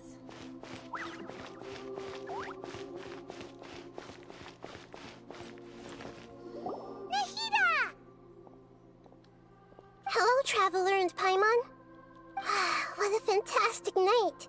I'm still immersed in all the happiness and joy, like a candle floating on water. So are we, and that's why we're here to talk with you. Is there anything you want to know? About the Belladere. He's still in a coma. I've hidden him like how one would hide a feather. I know you have many misgivings about him, but as someone who had become a god, he has retained a number of very useful features. Yeah, I'm gonna take a little break at 3 to walk little one, but yeah, we're gonna be streaming for a little bit longer today, since we started stream late today. Even the prologue to Sumeru is pulling returning to the king. Yeah. Don't worry, I'll keep an eye on him and make sure he doesn't do any evil. In addition, there are still some mysteries left in him. Some things may be very clear from my perspective, but he is still yet to understand them himself.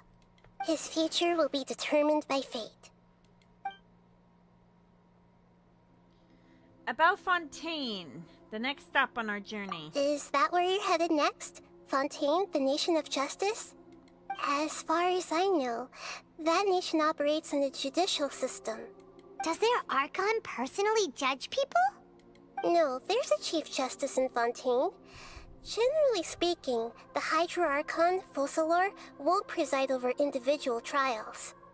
However, even then, Focalor will still make herself present at just about every trial. It seems that she just likes to immerse herself in that sort of atmosphere.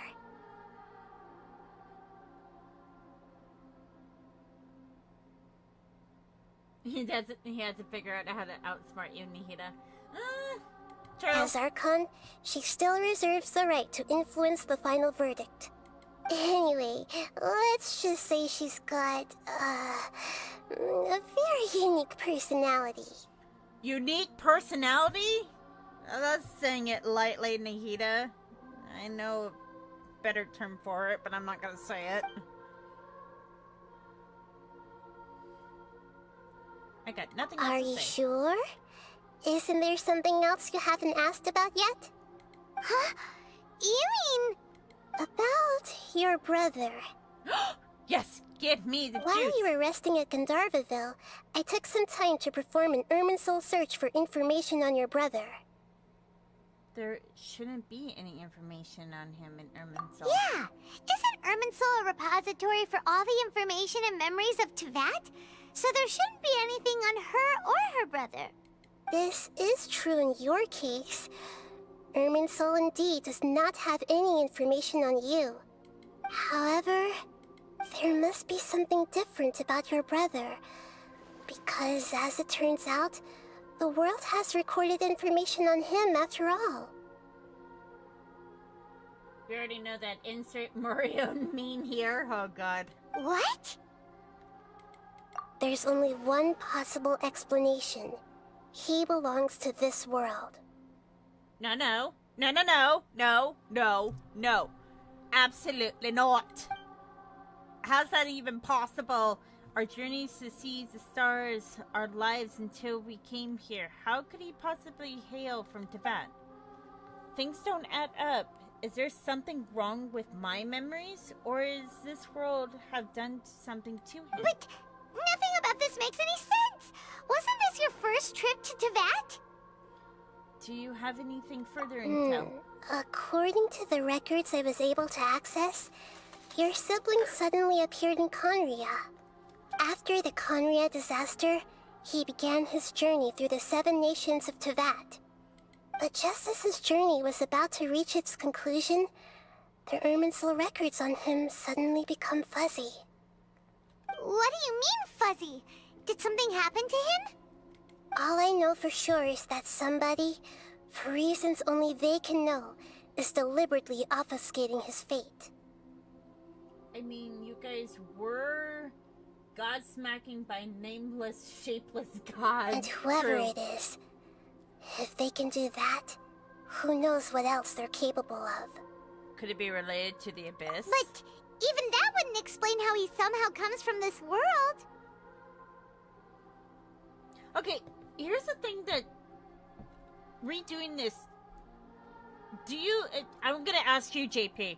Do you believe that the Heavenly Principle probably changed the history? Or no? Because that makes no sense how he's part of Tibet when he's actually not from Tibet. It makes absolute no sense whatsoever. Something else I noticed was that according to these records, the Fatui have not classified your sibling as one of the Descenders. Descenders? What's a Descender? Paimon's never heard of it. Look, I'm sure you must be curious about the information I received from the Fatui in return for my gnosis, right? A very important part of the intel was about this world's Descenders. External beings, ones that don't belong to this world. He was clearly altered by the gods meddling. Yeah, that's what I believe too. I think the gods probably messed with the history of Tibet as his corporal punishment, I guess? Traveler, you are Tibet's 4th Descender. Huh? So the Fatui count 3 other Descenders before the Traveler, and her brother isn't even one of them? That's right. My current hypothesis is that the first Descender was likely what we now call the Heavenly Principles. True, that is very true. As for the other Descenders, I still need to verify their existence. It could take me some time. Paimon's head's about to burst from all this crazy new information. That's because your brain is the size of a peanut. And yet, even knowing all this, I'm sure you must still have a lot of unanswered questions. I must say, I truly regret that I can't help you more as the God of Wisdom. There are many questions in my heart as well. I will need some time to go through each one of them. Same here. I'll need some time to reflect on what you said. And soon, you'll also begin your journey anew and depart from Sumeru. Paimon has more of a stomach than Smart's 100% JP.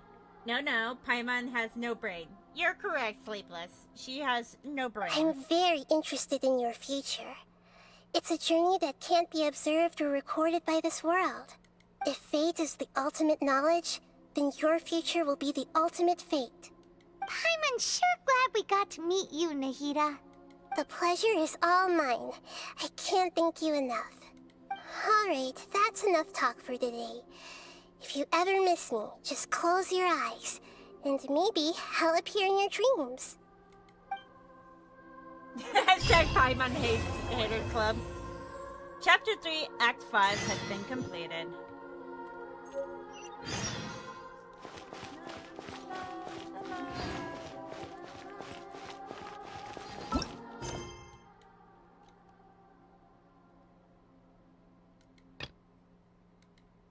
Wait, view?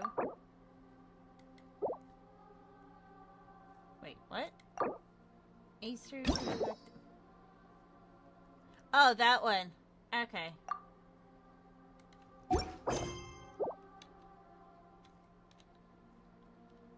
Okay, so I had umbrella warfare, I guess.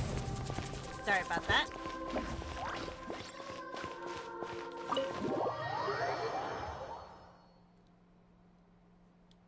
She has some level intelligence, otherwise she couldn't possibly be sentiment. She just doesn't have any common sense.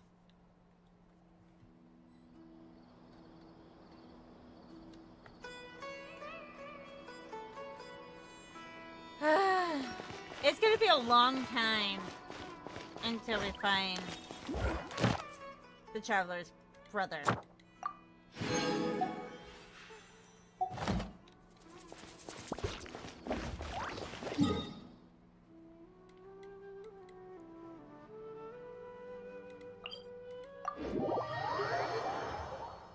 Alright, so before we can continue the actual storyline, we have to do Kazua's story real quick.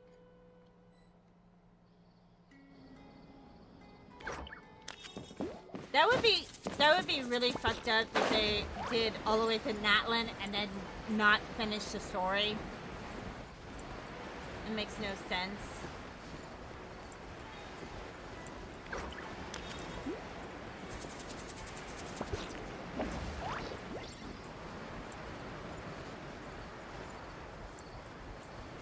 Have a good day at work.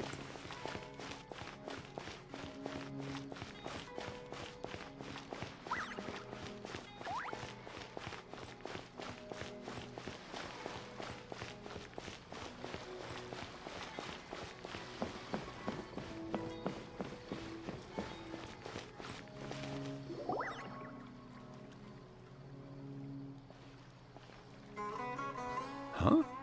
Wait, you're that blonde traveler who's on a journey to all corners of Tevat, right? Who's asking? Do you need something from us? You bet I do. I was worried I wouldn't be able to find you. I have a letter for you, you see. It's from another Outlander. He was a crafty fellow, let me tell you. Took advantage of a loophole in our mailing system by opting for guaranteed delivery, then filling in the most obscure mailing address I've ever seen. Well, we are always on the road, so yeah, it's pretty tough to get mail to us unless we happen to go to the post office on a whim.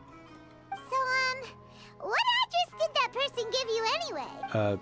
He just wrote, next to a small, white-haired talking fairy. What? So the address is Paimon? Yeah, exactly, right? And if I failed to deliver the letter, I'd have been bound by regulation to compensate him. Really, he got me good. I count myself very lucky that I ran into you here. Great. Let me see this letter. Of course. Here it is. All yours. Come on! Paimon wants to have a look too! It's been a while. Have you been? I've heard that you two are traveling in Sumeru. I happen to be in Port Ormos on official business. Yeah, right. Lately, I've been stopping at Turin Tavern for a drink or two every afternoon. If luck's on my side, this letter successfully reaches you. Come to me, and then we can catch up on old times and see if fate encounters your trusty buddy, Kaya. Kaya, huh? So he's here in Sumeru. Now that Paimon thinks about it, Crafty does describe him pretty well. He's just on vacation so he can drink at the tavern. That's all he's doing. It's definitely Kaya's style. From what he wrote in the letter, it looks like he didn't think there was much chance of it reaching us. Or maybe he's just being sneaky. Do you think he's making this sound like a miracle of fate so that we'd have to go meet up with him? Very scheming indeed. Yeah, you're right. It's always nice to see old friends. The letter says that he hangs out at Jafar Tavern every afternoon. Perhaps we should drop in on him then, huh?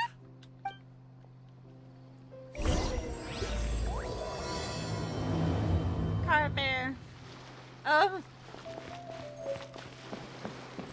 Why, out of all the quests in the world, I have to do Carabelle's next. I already finished crying. I don't want to cry anymore.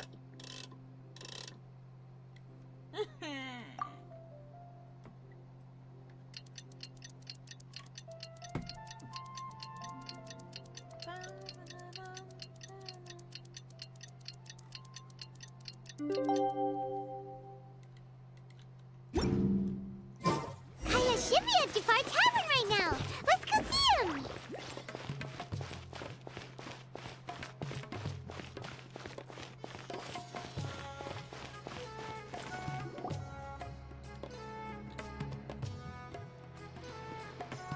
I'll have something I haven't tried yet, boss. Sorry, sir. I'm afraid you've already tried every type of liquor we serve. Oh? Well then, just the bill, please. That's just as well, I suppose. I do have other matters to attend to. Kaya, you're really here! Paimon half thought you were playing some sort of prank on us. Hey, Paimon, traveler. Looks like the gods smile upon me after all. And come now, I wouldn't joke about wanting to see my good friends. If you say so. Wait a second. You must be here on official business, right? What do you think you're doing spending every afternoon drinking at the tavern? You itching for a lecture from Jean? Not at all. The acting Grand Master positively terrifies me. Why would I ever do anything that might displease her? Uh-huh. Very The truth is, I'm in Sumeru to learn about the alcohol industry here. So despite how it might look, I'm actually at Jafar Tavern for strictly business purposes. Sumeru's spices are famous the world over, and it's long been rumored that this fine establishment was where a certain very popular spiced cocktail was invented. That's why the Knights sent me, their foremost expert in alcoholic beverages, to come and see if it is as good as the rumors say. And how did that go? So far, so good. I'm already in talks with some spice merchants in Port Ormos about some potential collaboration. He just wants to drink on the job. Yeah, that does sound like a great business opportunity. Guess Don Winery and Master D-Luke are gonna make a tidy sum from this one too, huh? Well, let's not get ahead of ourselves. Whether this lucrative opportunity gets passed along to Don Winery or not depends on how nice I'm feeling. Hey! Using your job to settle personal grievances isn't very knightly, Captain! I'm guessing you've been to Sumeru before? Oh? What makes you say that? You came to Sumeru all on your own, so you must be quite familiar with the place. Very sharp of you. I wouldn't say I'm familiar, though. I just came here on the sly once, when I was very young. And?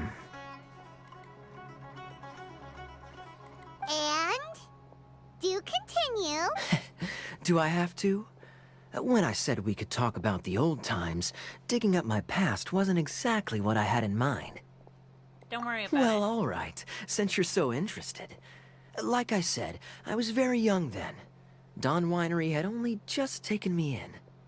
I overheard my adoptive father talk about sending a team of merchants to Sumeru during a business meeting. I'm sure you'll agree that everyone's curious about their roots on some level.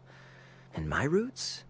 They're in Conria, which is said to have been located deep underground, somewhere near Sumeru.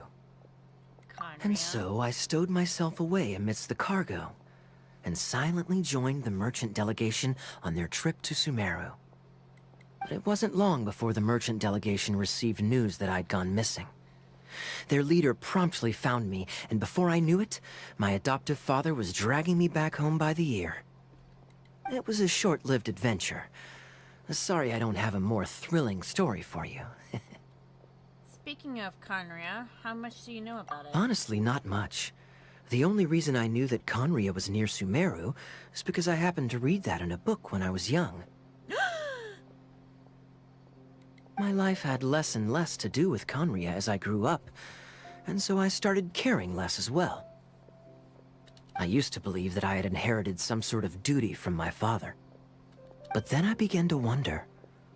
Maybe my father left me in the peaceful land of Mondstadt for no other reason than simply to keep me alive, as well as ensuring that I'd be safely cut off from certain things. The thought that I might be able to actually live a happy life there must have been the icing on the cake. This is obviously all speculation.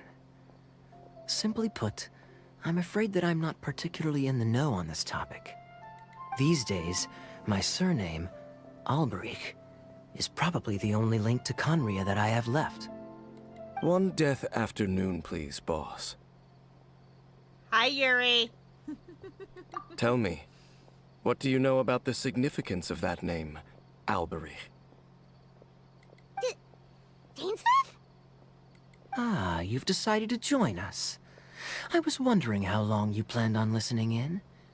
I believe I've seen you before in Mondstadt. Dainsleif, if I'm not mistaken.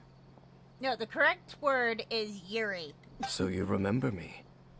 Then we are already acquainted, Kaya Alberich, descendant of the Abyss Order's founder.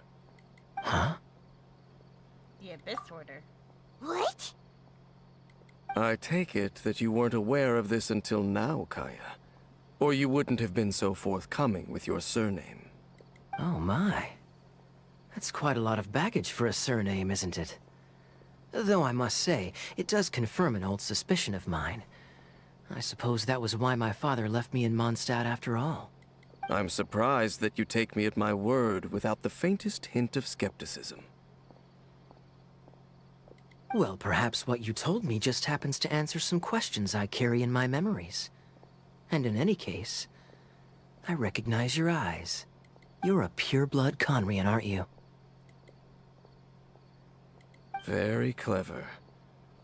Forgive me for being direct, but I sincerely hope this new knowledge doesn't change anything. Yay! If you've already let go of your ties to the past, then keep it that way. Dancer has officially gone off work early. Ah, yes, Spider Dane. Kaya, you're not involved with the Abyss Order in any way, are you? Hey, hold on now. This conversation has taken a rather sudden turn for the deadly serious. And I'm afraid that as someone from Mondstadt, I'm not accustomed to this sort of atmosphere. So what if I know my ancestry? Do I strike you as the type who would be bound by that kind of thing? Relax. I'll be just as delighted to hunt down the Abyss Order tomorrow as I have always been. I trust you, Kaya. Either way, looks like we're out of time. I've got a spice merchant to meet in a minute, so I'll leave the three of you to carry on the conversation without me. Well, alright then. You go do your thing, Kaya. See you around. And Dainsleif, no need to listen in from the sidelines next time we meet. Let me buy you a drink. You don't really trust him, do you, Dane? You're both from Conria, but you get on like oil and water. The fact is, I still do not know him well. It would be meaningless for me to jump to conclusions. True. But can a person truly be unaffected by their ancestry? This remains to be seen.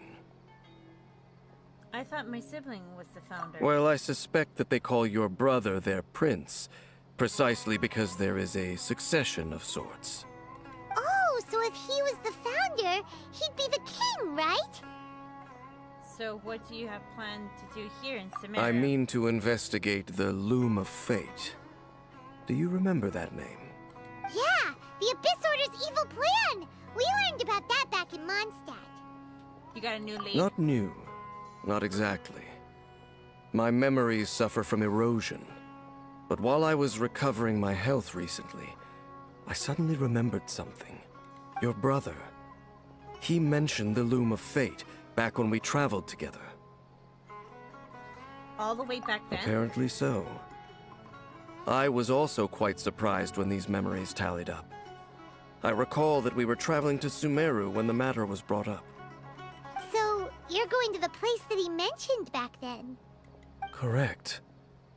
At that time, they must have been introduced in one way or another to this concept. If I recall correctly, we were somewhere in Avidya Forest then. Well, what are we waiting for? Let's go! Maybe we'll discover some secret that's lain hidden for hundreds of years! No. Now is not the time. Are we waiting for the perfect moment? No, it's just... I'm still waiting for my drink. Seriously? After Dane finishes his drink, we prepare to shuffle. It's like, hold on! I need my drink first. Then we can leave. Oh, actually, no, this one's closer. I'll go here.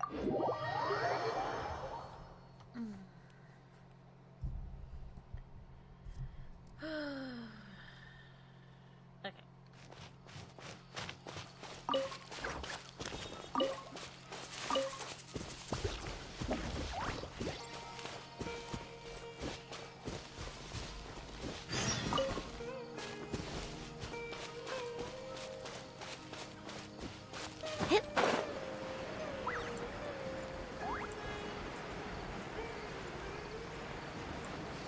Ah, here we are.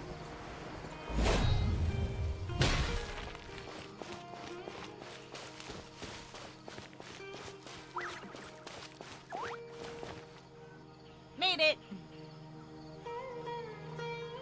Wait. This place, it's familiar. What about it? It looks pretty normal to Paimon. Was it like this hundreds of years ago, too? Yes. The forest has barely changed from how I remember it. There is very little human activity here after all. Let's search the area and see what we can find. Is this a field?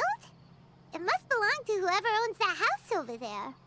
But it looks like it's been abandoned for a long time.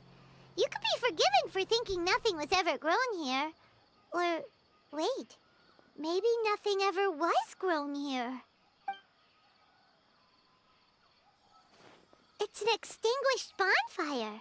Forest rangers, perhaps? Looks like it's been ages since it was last lit. And clearly they put it out carefully to prevent a forest fire, too. That's responsible. Nothing else stands out in this area. All that's left is that building. Come on. Wait, we're just gonna go barging in? What if someone's home? Unlikely. There are no signs of life in this area. We should be able to enter without incident. If you say so. Well, you lead the way then, Dane.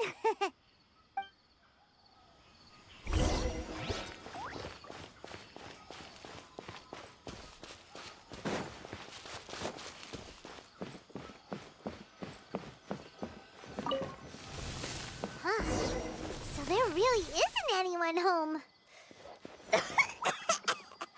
Ugh, this place is so dusty.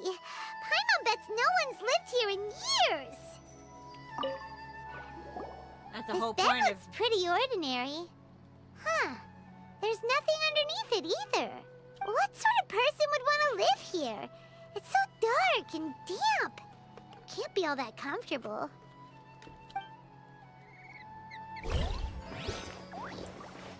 What else we have? There's a box over here. Why don't we open it? And by we, Paimon means you. Paimon's just scared that whatever's inside might bite her fingertips off. You're so paranoid. Are you sure you're going places with your paranoia? Huh? This is a mirror. It's broken too. Was this a makeup box? It's just a regular mirror. That's kinda disappointing. Paimon was hoping we'd uncover some super big secret, especially after Dane talked this place up. You were scared whatever was in the box, and because it's just a mirror, you're disappointed because of it? Paimon.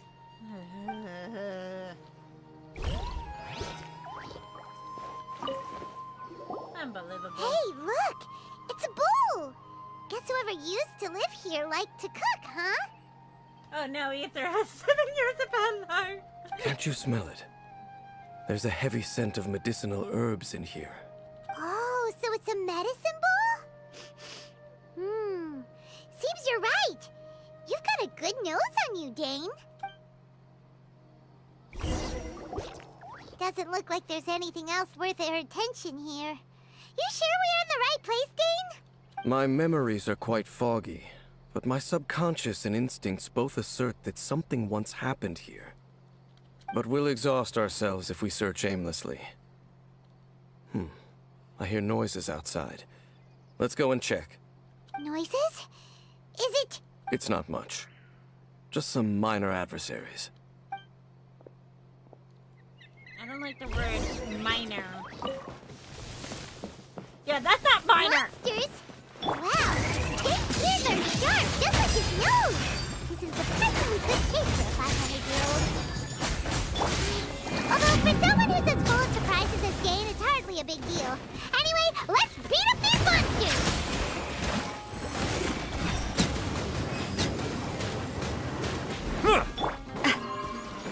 Coming at ya! Hey there! Settle down. Way now. Come on, you super strong. We're done. I doubt that the appearance of those monsters was wholly random. There must be something nearby that attracted them. That's true. I mean, RGBC, Sander slimes are like fodder. Yeah, true. A ley line anomaly, perhaps. But it seems to be more than that. Okay. I'll go slightly further out to investigate any issues with the nearby ley lines. I might be a while. You should wait for me here. What? You're going alone? You better not be trying to keep some secret from us. Your suspicions are as banal as they are unwarranted. I merely think that this house should remain the focus of our investigation, and as such, someone ought to stay here and keep an eye on it. Not to mention that if even forest rangers are capable of investigating ley lines, I will be more than able to handle it alone. Fair enough. Guess we'll just camp out here then. Good thing there's a bonfire over there. Let's make ourselves something to eat. All this running around has made Paimon real hungry. You mean dodging and hiding behind bushes made you hungry?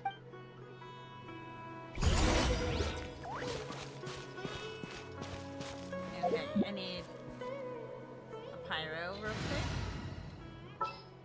Lenny, you're in. Oh, it's an honor to be here.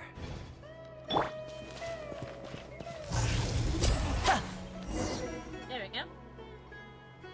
You and Paimon make the fire before you knew it. Its night sets in. Your cooking is as good as ever. Even if there was no other reason, the food alone would be enough for Paimon to stick with you. You're easy to please. Changing the subject, Dane's taking forever. He said that there might be an issue with the nearby ley lines. How bad do you think it could be? Paimon, you're like Goku. Everything makes you hungry. 100%. Goku is Paimon in female form. Mine is the We came together, turning but into a sand. now it's back to just being the two of us again. You know, now that Paimon mentions it, we really have spent lots and lots of time together, haven't we?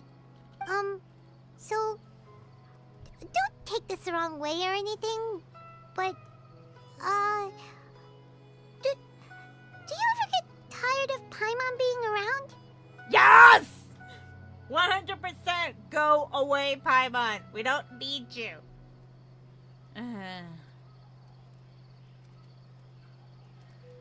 Crap, there's not a third option. Really, but you better than nothing, I guess. Okay, fine. Paimon should have known you weren't gonna say anything nice. So, next question. Don't know if it's okay to ask this, but Paimon's curious. What was it like traveling with your brother? The stars? We gaze at the stars just like wow. Nothing but considerate responses, right? Like, can I get a third option? Like, no, you're a pain in my ass. We all saw all matter of hope and despair.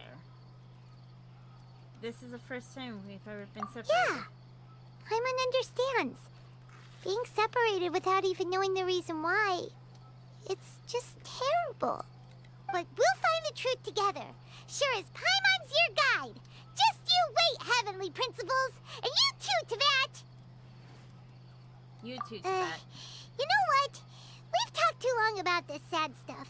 Let's talk about something happy instead, 'cause if you're sad, Paimon will be too. Don't worry about All it. right. It's getting dark, so why don't you rest? Paimon will take first watch. Don't worry, no monster's gonna come and eat you up. Well, that's the first Paimon you don't go to bed before me. Oh, come on! Don't say that! Paimon just wants to look after you for once. If Genshin ends with Star Rail crossover, I mean I don't see any of Mihoyo's games crossover, like, at all. All right. Nighty-night. Go on, shoo! Off to sleep! I don't see that happening.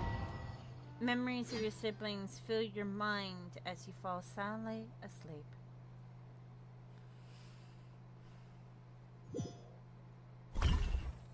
Uh-oh. Hey, time to wake up. The sun has risen.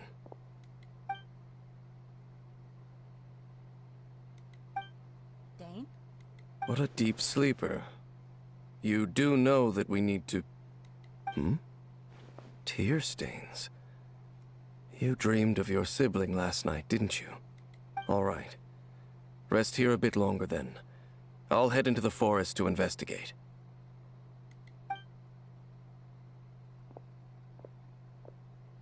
Huh? Why are you going back to the forest?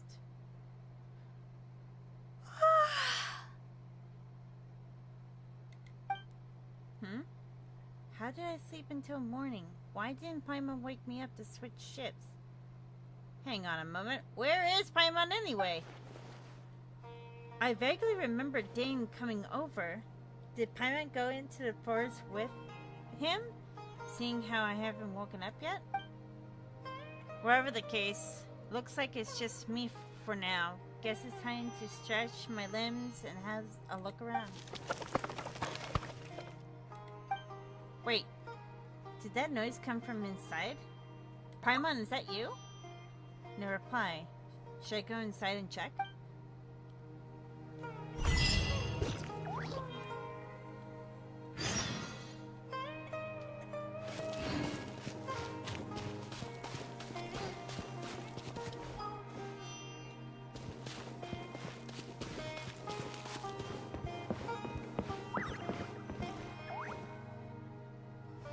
You sure gave up on... Halt! getting... What do you think you're doing? Oh, good.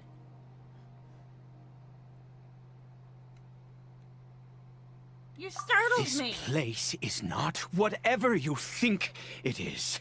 Nor should you be poking your nose into my business. Begone!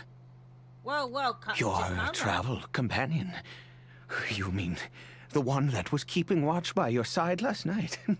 Your companion departed for the forest early this morning. That much I saw with my own eyes. Oh, good. I forgot how creepy this guy is. I thought so. Still, I don't know if I can trust this person's word just said.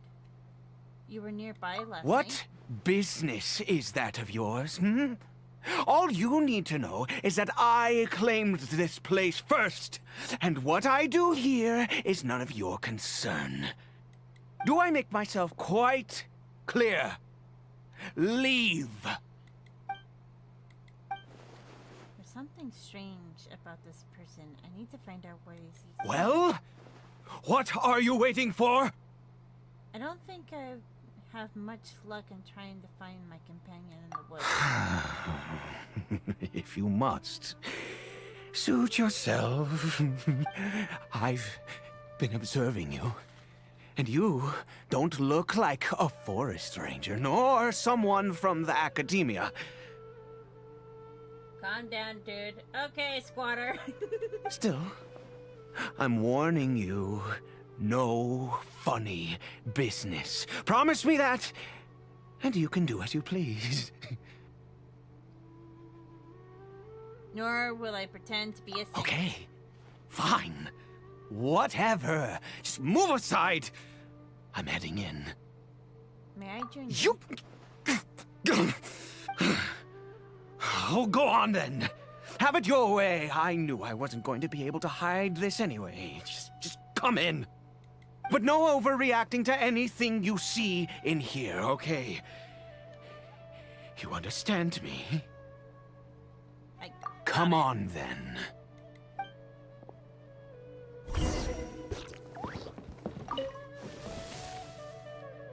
A heliotro.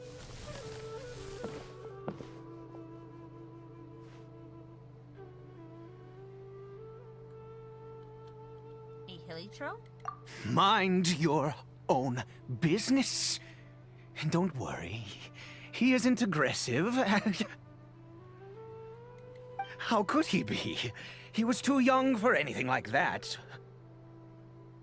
So don't you lay a finger on him. Just find yourself a corner to rest if you're tired or cold. You're from Conria, aren't you? Huh? Ryan! What's up, brother? How you doing? Long time no see, buddy. You know Conria? Who are you? Exactly? And how do you know I'm from Conria? I'm just a traveler. You're close. Do you worship a god, traveler? I follow no god. In fact, I countered some of them as my foe. Sounds like you've had an eventful life. All right, well, my name is Ida, and you are correct. I was once Conrian. Doing good, just helping a friend move. Gonna get some dinner. How are you? Ooh, what's for dinner? I still haven't had lunch yet. Nor breakfast. Typical. I'm doing pretty good. Just doing Genshin Impact storyline. I apologize for my earlier hostility, but you must understand, as far as I'm concerned, humans who do not worship the Seven are nigh extinct.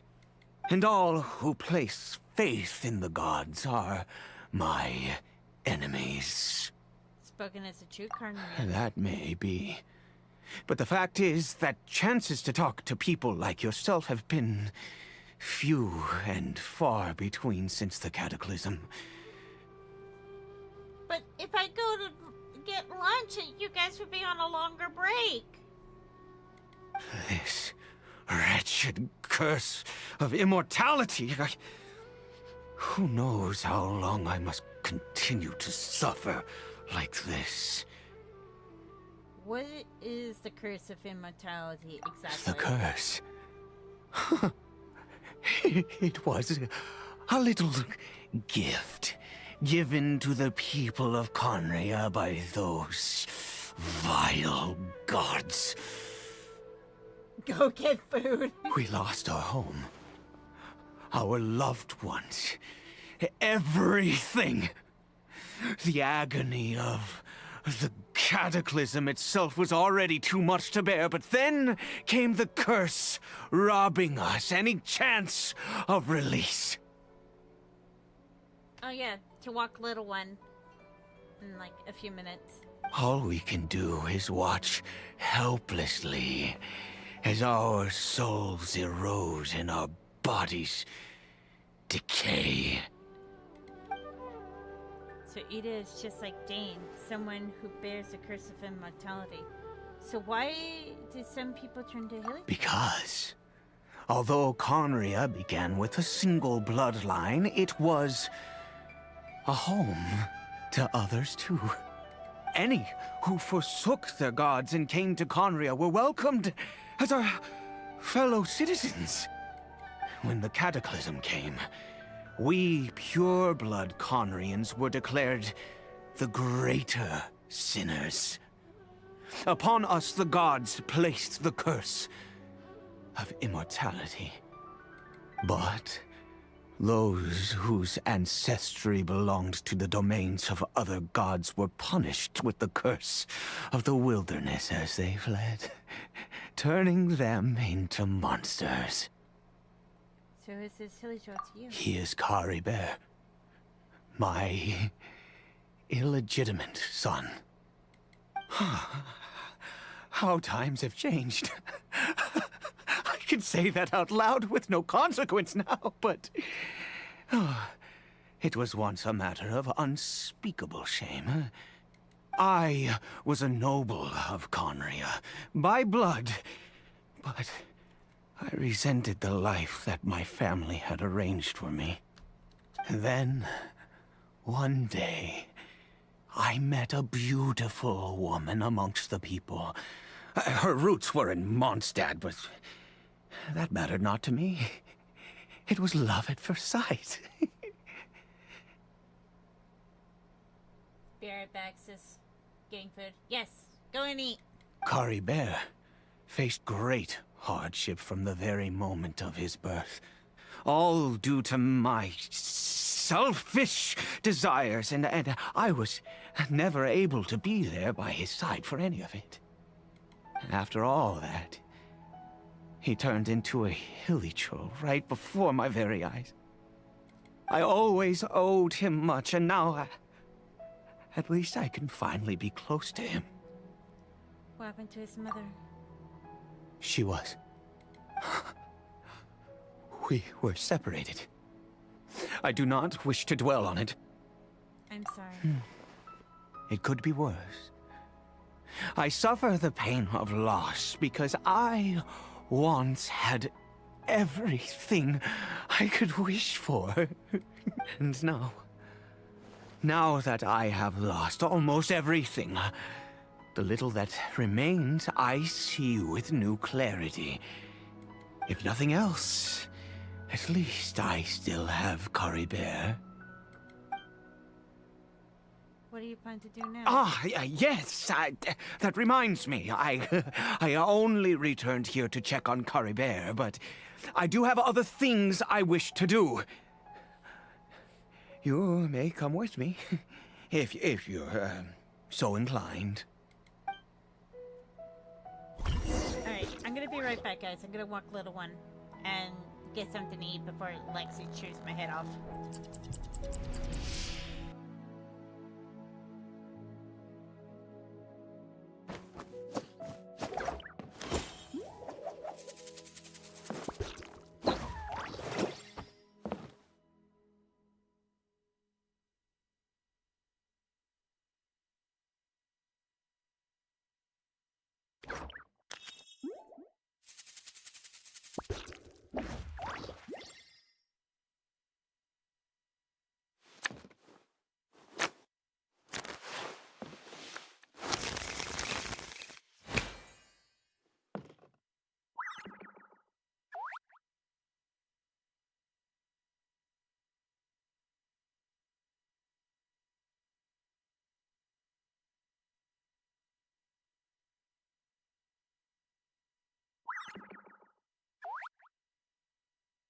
This is no time for distractions.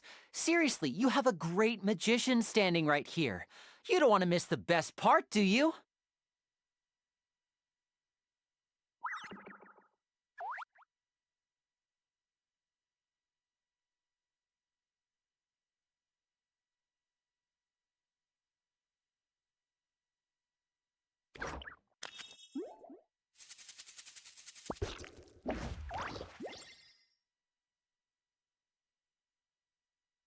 I wonder what my dear sister Lynette is doing right now.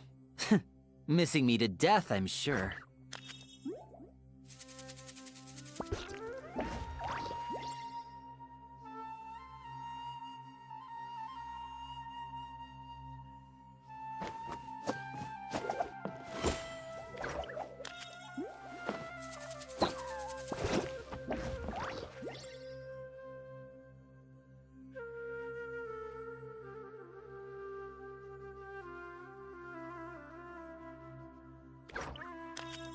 So long as the audience thinks that seeing is believing, there's no limit to the number of tricks I can pull off.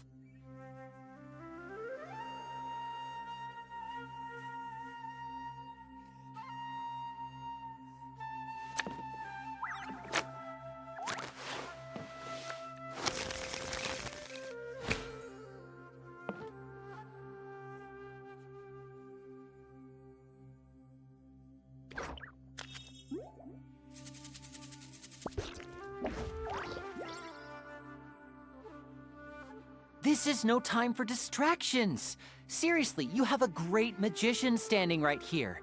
You don't want to miss the best part, do you?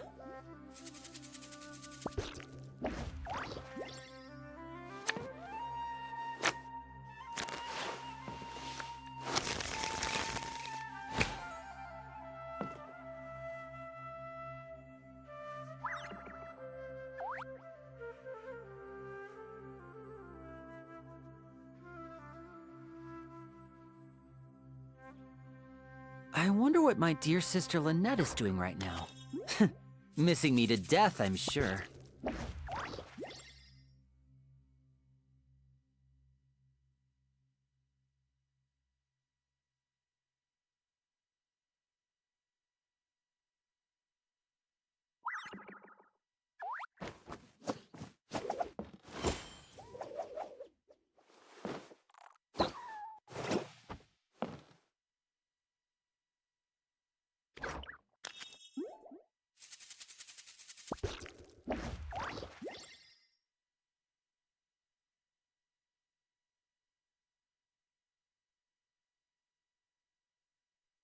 So long as the audience thinks that seeing is believing, there's no limit to the number of tricks I can pull off.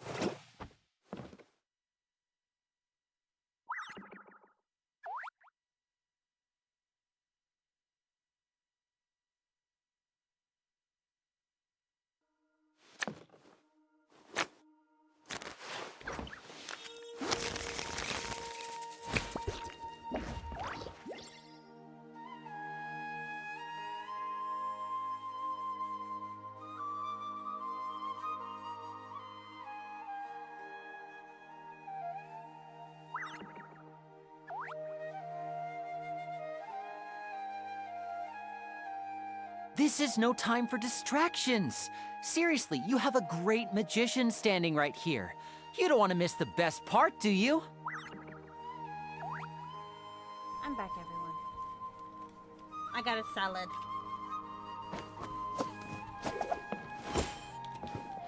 I'm gonna have my mic muted while I'm eating.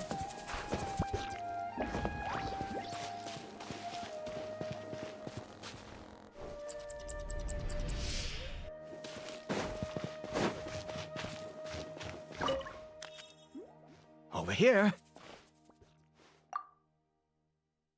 I'm sure you're wondering why I brought Caribert here to Sumeru. Well, it's because he needs a medicine that can only be made here. One which will help him to recover his clarity of mind.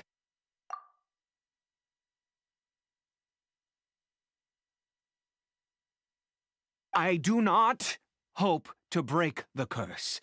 I am well aware of my powerlessness against the punishment of the gods.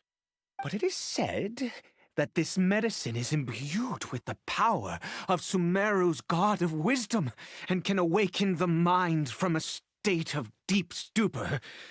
It has been used in the past to treat cases of mania. I believe that it might just work. I read about it in a book. From the Royal Library of Conria. It was banned. I mean, since this medicine requires the power of the Seven to work. In my youth, I disliked the life of nobility and craved excitement. I was leafing through some forbidden text and happened upon it. What other choice do I have? What exactly would you have me do, huh? The gods have already punished us. What does one more sin matter now? Never mind. As long as you understand. I'm sorry. I struggle to take control of my mood sometimes. Perhaps a consequence of having lived too long. As it happens, I am in dire need of some help to make this medicine. My hands don't have the dexterity they once did. I fear they may be decaying from within. All thanks to this curse of immortality. Okay. To start with, take this ingredient.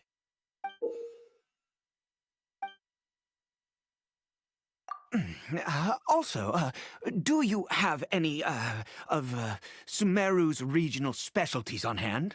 I believe they're called Kalpalata lotuses and Sumeru roses. Oh, wonderful! Oh, in that case, we have everything we need. This is the method for making the medicine. You just need to follow the steps.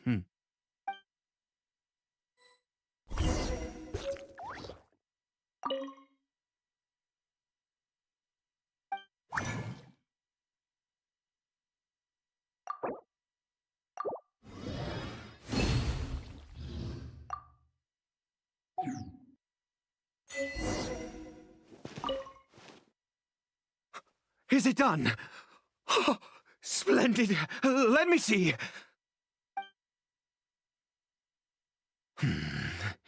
In all honesty, I do not know what the end product is supposed to look like. The banned book didn't feature any illustrations. Well, the moment has finally arrived. Curses. No! We need to perform one final step to complete the medicine. I said before that this medicine relies on the power of the God of Wisdom for its restorative effects. Which means we must pay a visit to a statue of the Seven. Jen, did you just pull a Frankie? Did you just pull me? You are my sister if you're that clumsy like me.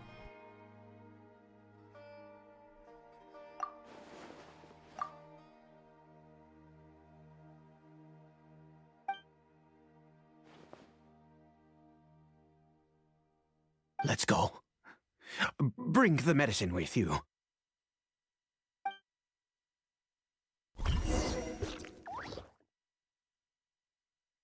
They're back again.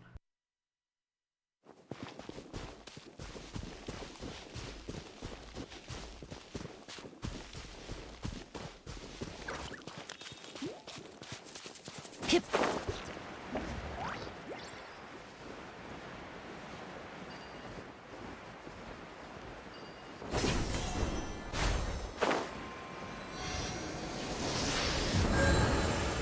Look at this statue. How can I bow before this thing? God of Wisdom! Look at me! I will utter no prayer, nor will I sing your praises. You and your kind destroyed my home, wrought unfathomable suffering on my compatriots, yet here I stand before you. You cannot mock me more than fate itself already has. God of Wisdom, I seek not to disavow myself of the sinful blood that flows through my veins. I wish only to beseech you to have pity upon a young, An unfortunate soul. My son. Caribert. He was turned into a monster before he had the chance to witness anything beautiful in this world. This is no fate for a child. If everything the gods have done was in order to have the impious people of Conria bow their heads, then I bow to you now. I have given up all I ever stood for. Give me a moment.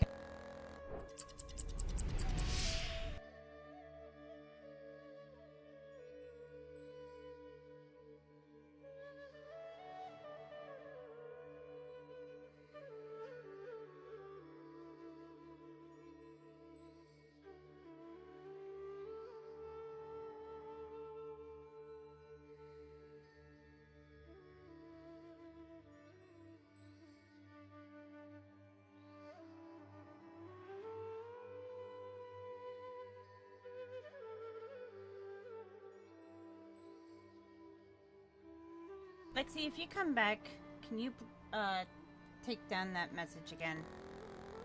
Thank you. All I ask is for a tiny miracle. For Caribert to see this world once more.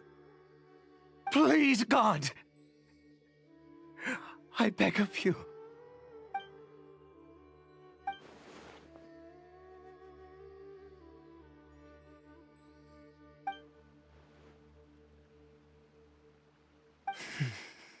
I have made quite enough of a fool of myself for one day.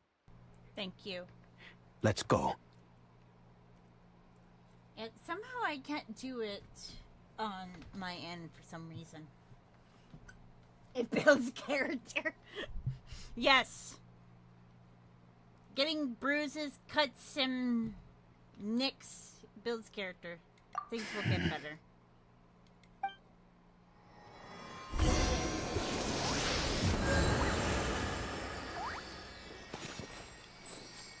Also, I'm done eating.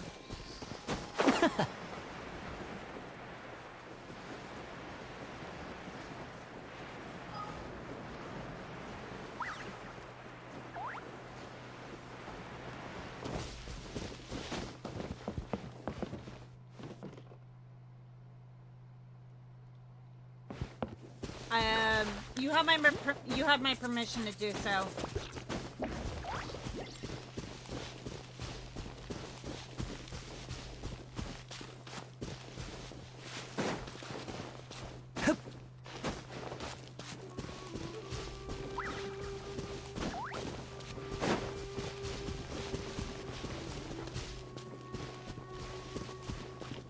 Yeah, they keep popping up. You can ban them.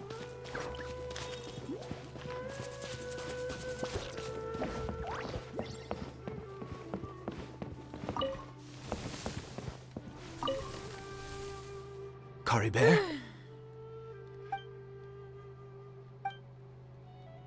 The heliotrope seems almost lifeless. Its reaction to everything are incredibly weak. Well, we've prepared the medicine. We might as well try it. With your help, E.D. feeds Caribert, it's me. It's your father. Caribert. Anything? Caribert, please say something. I'm sorry I couldn't be at your side when you were born. And that I failed to reach you and Mama in time when you both were suffering. You know what? I don't blame him for going completely insane. Imagine being cursed with immortality. It would make anyone go completely bonkers. But I'm here now. Papa's been by your side all these years. I've never left you, not once. Are you still angry with me, Caribert? I know you're awake now. Do you not want to talk to me? I'm so sorry, Caribert. Forgive me. Please, say something, anything. Please. Please. Edie, stop. Oh, gods above! What more do you want from me? You took everything from here, and I still bowed to you. I'd give you my very life if only you cared to take it. But you won't even let me die. I knew it. I should never have trusted anything that had to do with the gods. I was just deluding myself. The gods of this world have never stood with humanity, not even for a moment. Calm down, Edie. Other reasons. What do you mean? Such as, who knows, perhaps the dosage was too low. Huh. You really think so? You've exhausted all options. Give up? No, never. And yes, you're right. I cannot let myself wallow in despair. Even if I must stay here with him for 50 years, 100, what difference does it make? I do not lack for time. That's the spirit. You have to have infinite time, yet no hope, can only be called torture. Let's go. We'll make another dose. The most crucial ingredient in this medicine is the unusual mushroom, which makes things complicated, but not impossible. Where did you find those mushrooms from, anyway? I grow them in that field. Wait, in the field? Like a crop? The details don't matter, right? Curb your curiosity and just do as I instruct.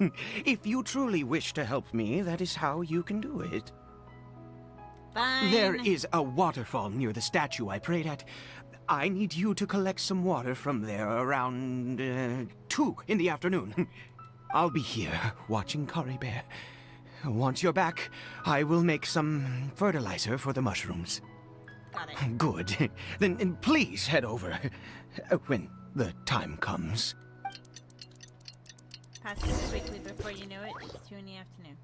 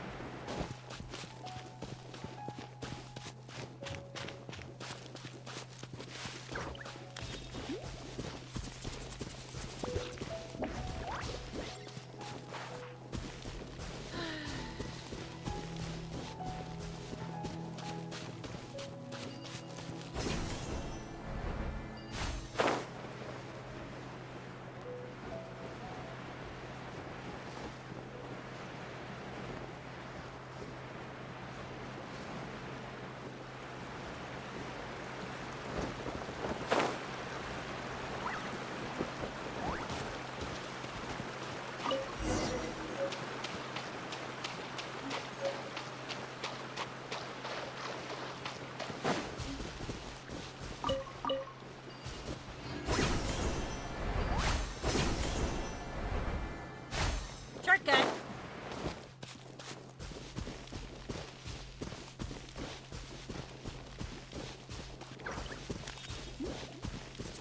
Aren't you proud of me? Lexi, I ate. Heather's a good person. Good girl. Heather ate.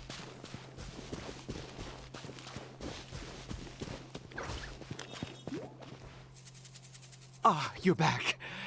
Cara Bear's condition is stable. By which I mean he Yay. still isn't responding. Anyway, give me the water. Here you are.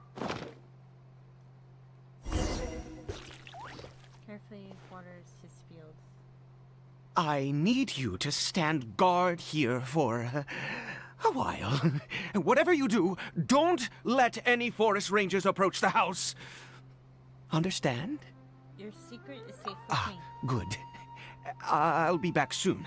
The fertilizer won't take but a moment to make.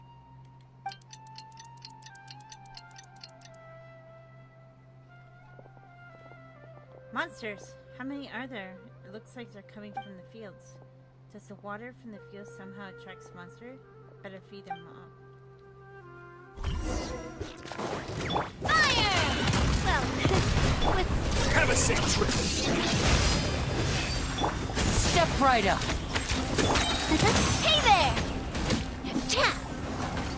Hey there! Nope. Get back here. Hey there! Fire! Well, with... Here comes the finale.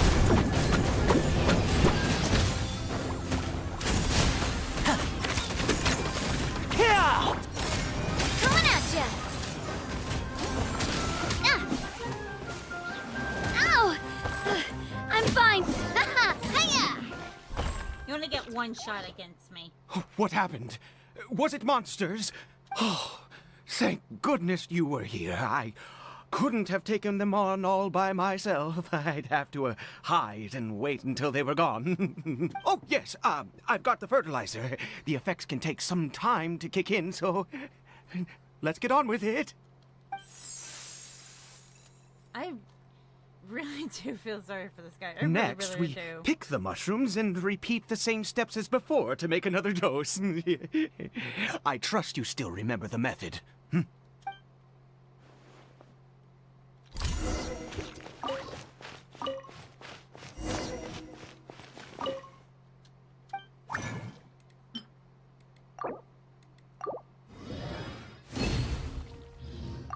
I am sacrificing my lotuses for you.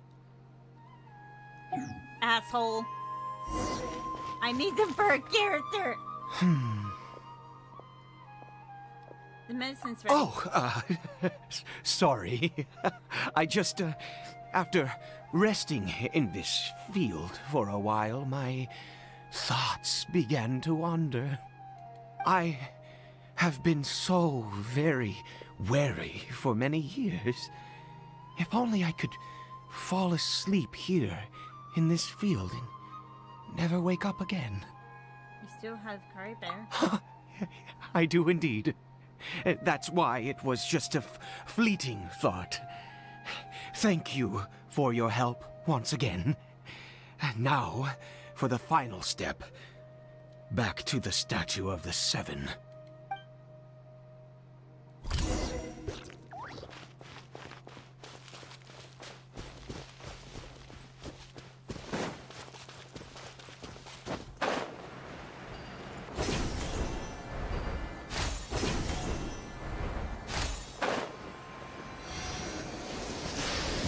We're here. Let's begin. Wait a moment. Hey, what was that? Cory Bear? Oh no, he must have left while we were too busy preparing the medicine to notice. Come on, we have to catch up with him.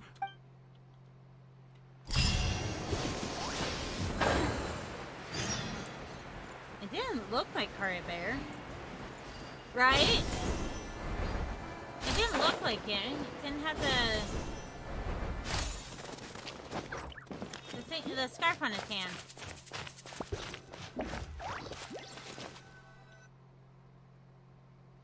Yeah, it isn't Curry Bear. That's not Cory Bear. No, it's not. Right. Cory Bear's scarf was a gift I once gave to his mother. I use it now as a marker of sorts. My eyes must be going. How could I not recognize my own son? This decrepit body of mine. Still, this Tilly troll. Yes. It doesn't seem interested in us in the least. It seems intent on walking in that direction. Where could it be going? Let's go have a look. Yes. The more we know about hilly churls, the better.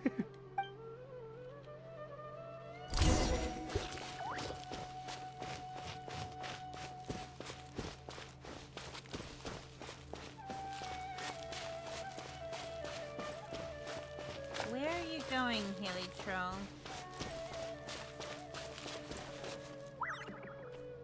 Did it go in here? Well, let's head in.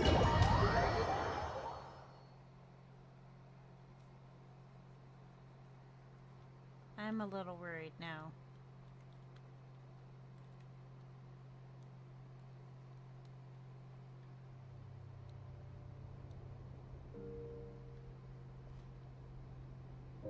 What a ghastly place. Has it always existed? I swear I've never noticed it before. Huh. It looks like they're, worshipping. Sometimes walking, sometimes kneeling in worship, and it appears to be in earnest. I've never seen anything like this in all my life. What in the world does this place conceal? Oh, there's only one way to find out. The air here. This creepy sense. It's eerily familiar.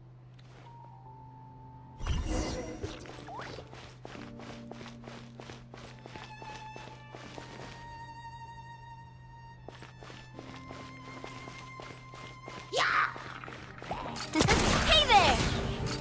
Hey there! Haha! Cat right!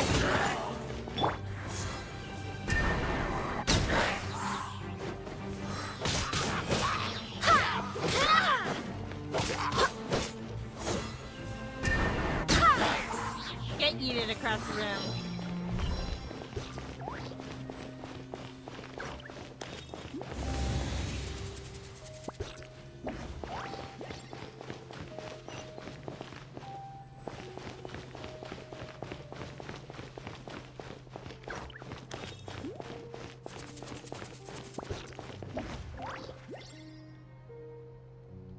Mama told me never to go into dark, spooky places.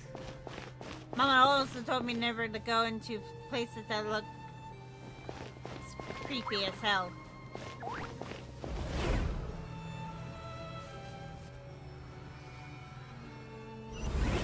Is this a teleportation device? What energy is powering it?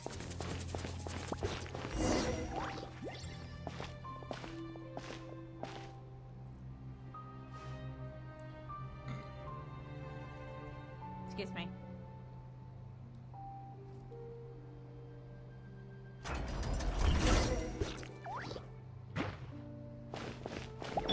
It's get a little chilly.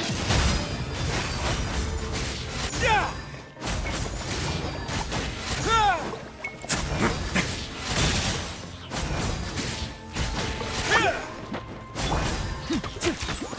And voila! A round of applause!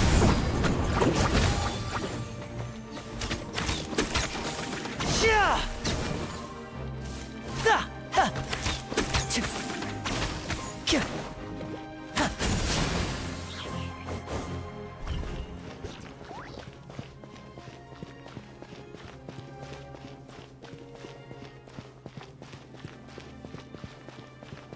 Shut up.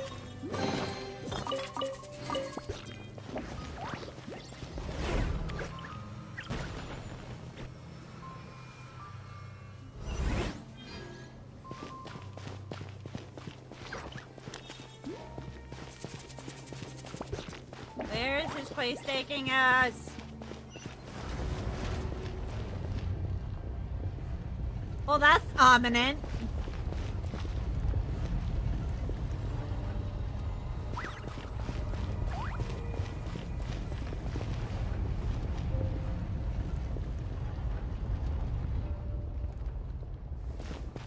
See, Hatter got the cool kids chat member box. Oh yeah! Gotta love those bots. They're the greatest. Proper send-off from the Spina with love. Coming at ya! Have a safe trip.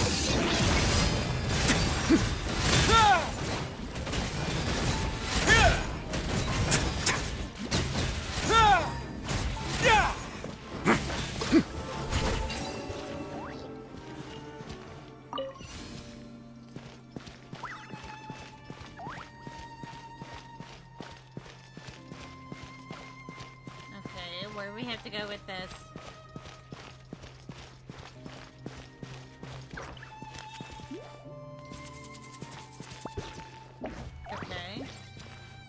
How the hell are we supposed to do that? Is there a way to get in from the... Nope, not from there. Okay. Let's see. Can we go from here? Nope, that is locked as well.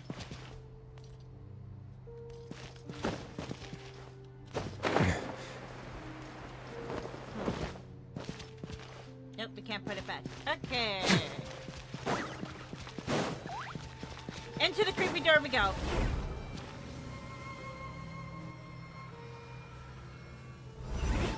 Huh? How did I get on the ceiling? Did the room turn upside down, or gravity itself?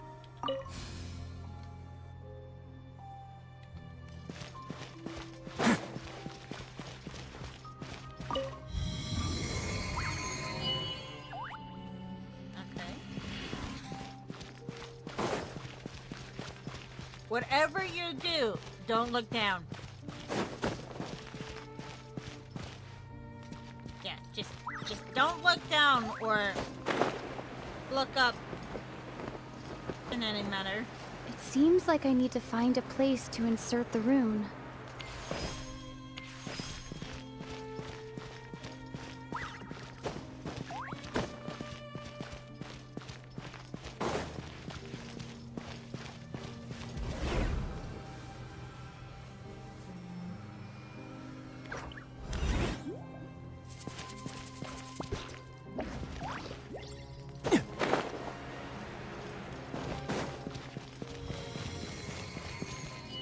Ooh, Jeff, gimme. Onwards.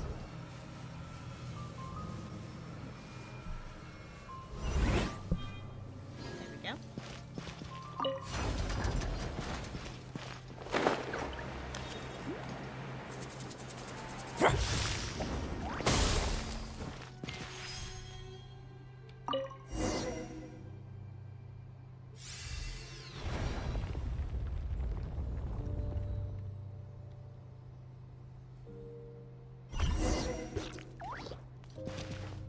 Can someone hold Hatter's hand? Please. Hatter's very scared right now.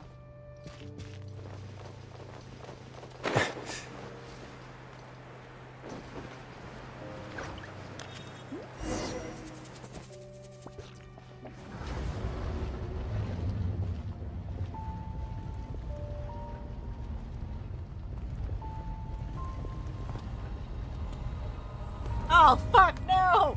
No! Halt, humans! Fate has not granted you the right to enter this place. Hi, Kellen. The Abyss Hero. Ooh, doesn't look like someone from the Abyss Hero. Do you insist on an audience? Very well. Thank Then you. I grant you the trial of destiny. Watch out! Hey there! A proper send-off from the Cena with love. A moment, please.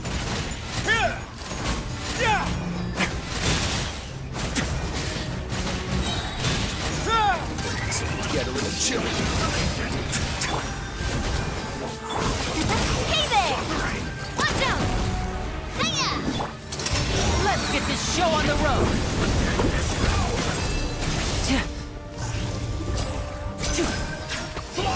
Nevermore!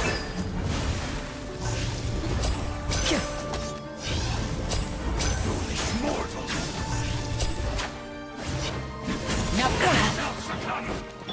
Coming at ya!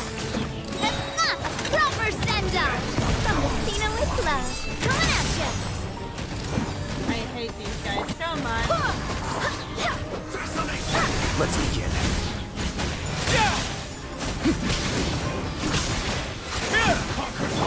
Watch out! Step right up. Who was that? He was... I've seen similar characters. He was a perfect being. I'm in awe. Huh? He had the most wondrous aura, a perilous yet beautiful power. Oh, truly mesmerizing.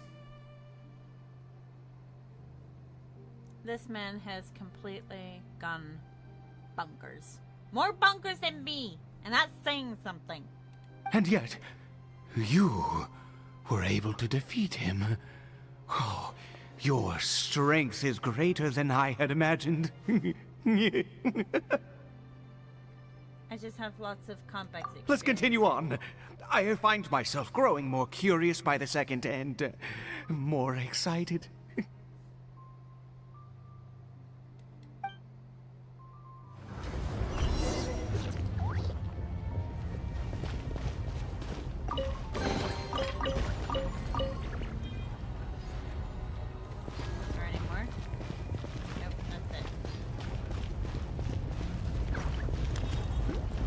Exactly. Huh?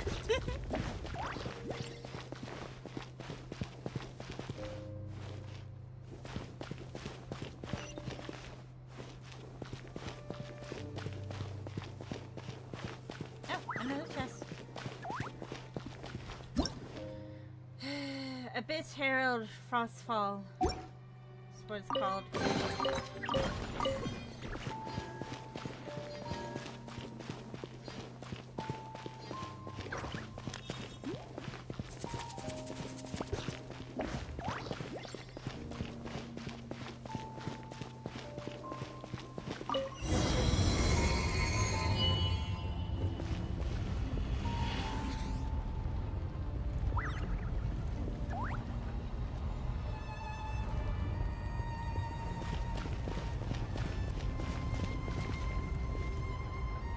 I think we've made it to the end.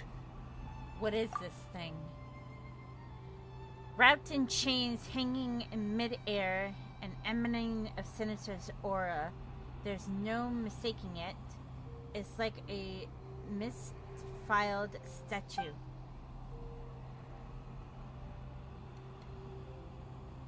So, does it have something to do with the Abyss Order?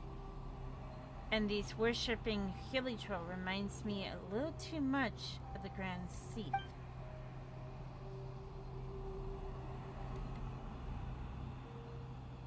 Edie, this place is bad news. We've got to get out. Edie? Oh, dear creature. Why do you bow down? For fear of the unknown? Or for a power that you covet?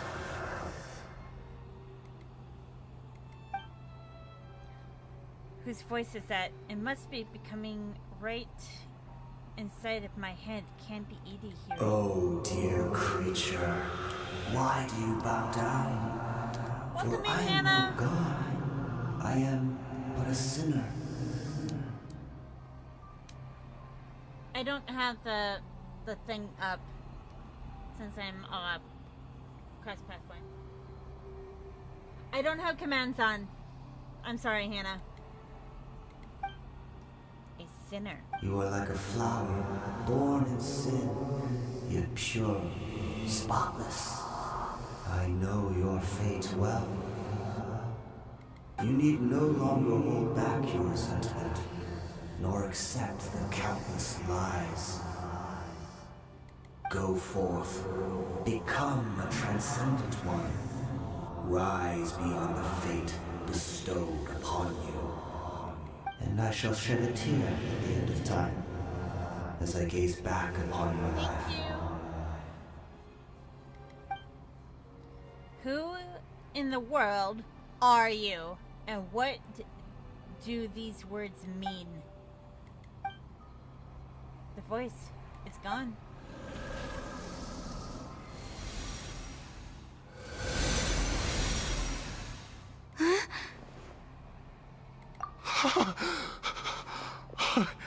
What just happened? When I saw that thing, my heart was instantly at peace. I was overcome by a sense of awe or joy, perhaps. Are you alright now? I am. I feel good. In fact, I feel better than I did before I came in here. How peculiar. Something's not right about this place. We need to get out of here. Is that so? All right. As you wish. You leave the ominous cave and return to Edie's house. Hello, no survivors.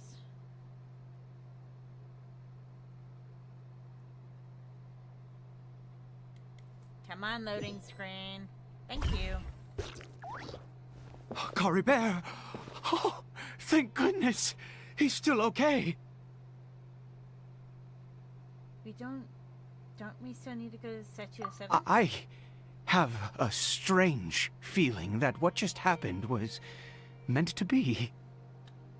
For this to happen, right at the moment when I was dreading worshipping at a statue of the Seven, it's as if fate was calling to me. You say that I bowed before that thing, so perhaps it might be just as effective. But if you insist... I have to try. No matter what, you said it yourself. I have to exhaust all options. Another dose of medicine, affirmation to the heavy trail. Cory Bear?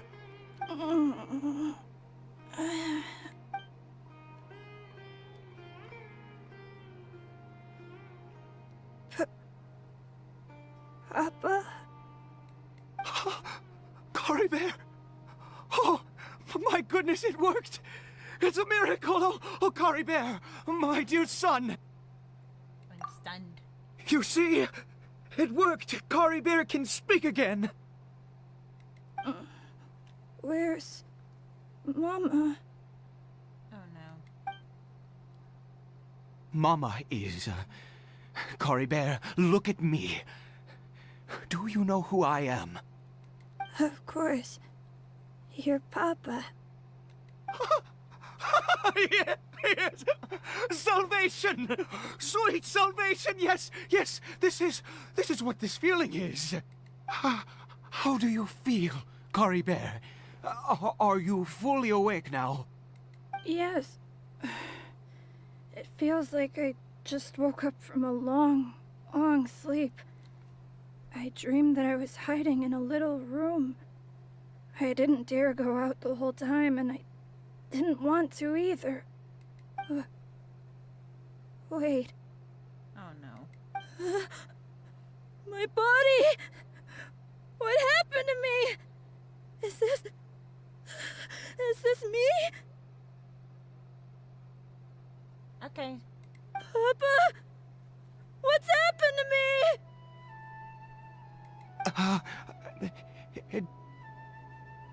Yes, Lexi, the game is pulling on our heartstrings once again. Don't panic, son. It's just... While you were sleeping, we went into a fairy tale world. There's no more Conry here. No more home. But... Do you know what that means? No more red sky. No more... end of the world. Because this game is cruel and evil and likes to play with us. In this world, you have to be a little monster, but you get to stay with Papa forever. Am I dead? No, of course not. Look, Cory Bear, you still have Mama's scarf on your arm. That means she's watching over you, protecting you. So how could you be dead? Really? Yes, really. You've only just woken up, and this must all be very confusing for you. Just rest here for now. Dragon, thank you so Things much for will stopping get better. by.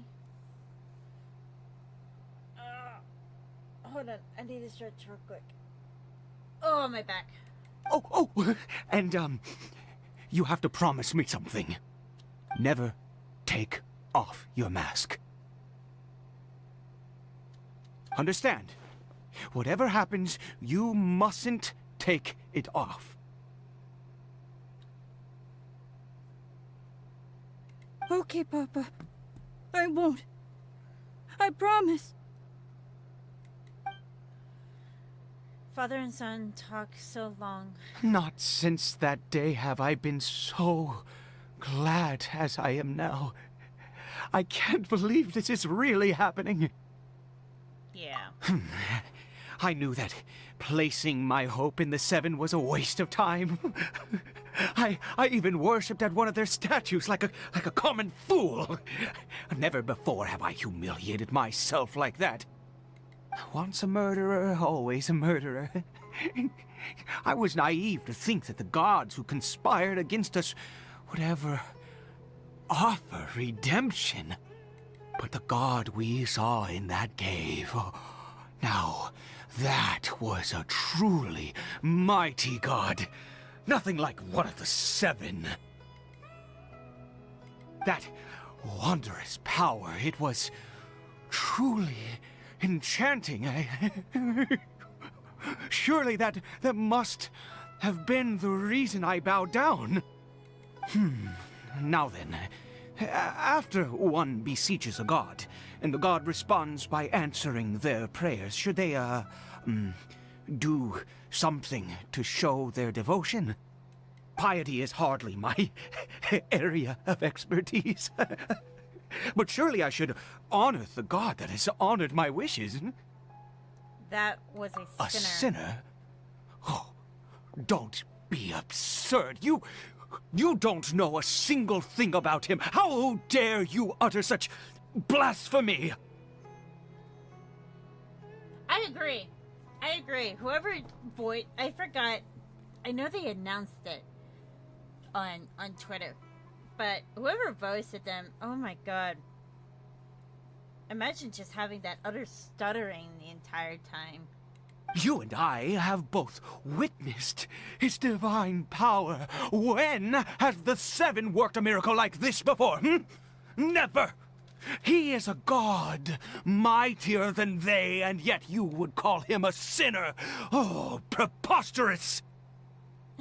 I had a feeling what you were writing, don't worry. No matter. Believe what you will. You cannot shake my faith. I am going to pay my respects with or without you. Fine, go ahead. The experience deeply affected him. Not that he was particularly stable to begin with, but religious favor is something else. I guess it'd be better to catch up with him anyways. There are monsters everywhere. I can't stand by and let him fall into their hands. Onwards!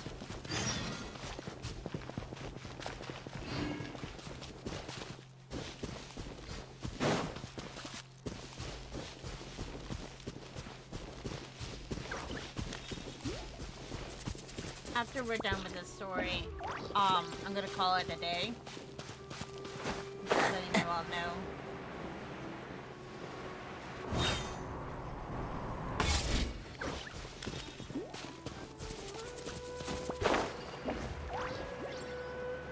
Shit!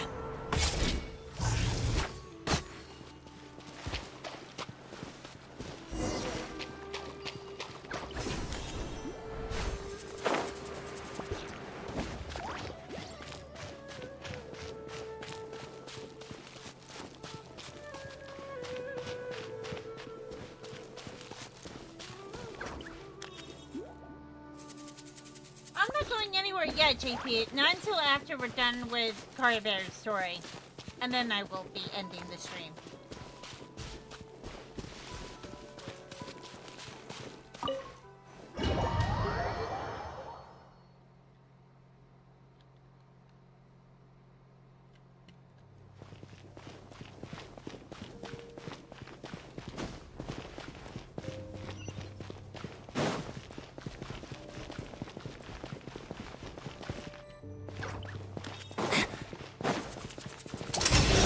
comes the finale.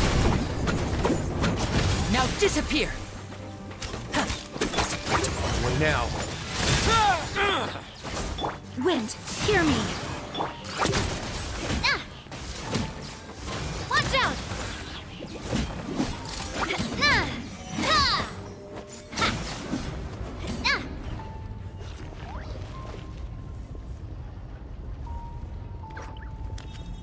Oh, okay. Understandable.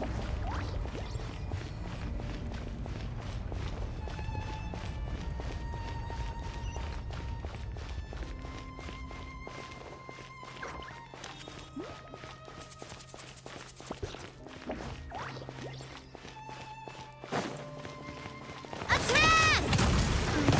That's the way. Hey there!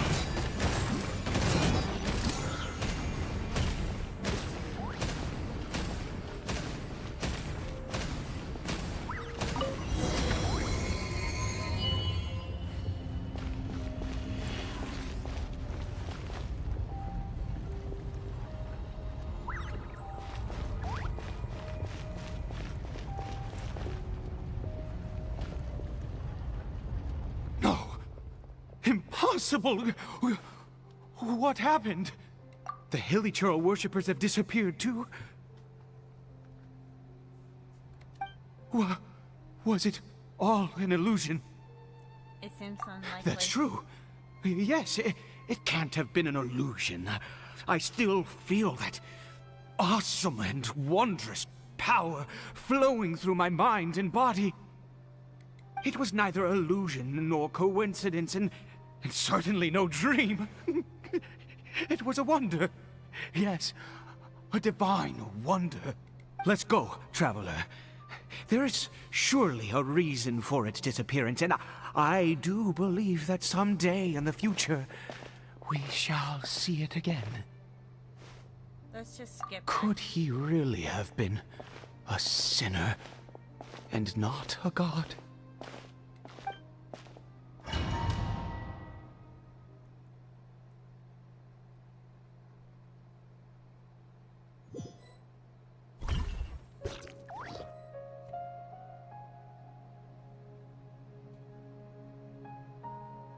Kari Bear?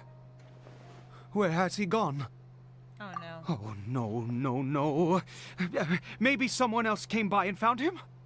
No, it can't have been that. There's no sign of a break-in and no sign of anyone having been here. Maybe he ran This off? does not bode well. What if he's spotted by a forest ranger or an adventurer in his current state? There's no time to lose. Wait a minute. This isn't how we left it. Oh no. Did he...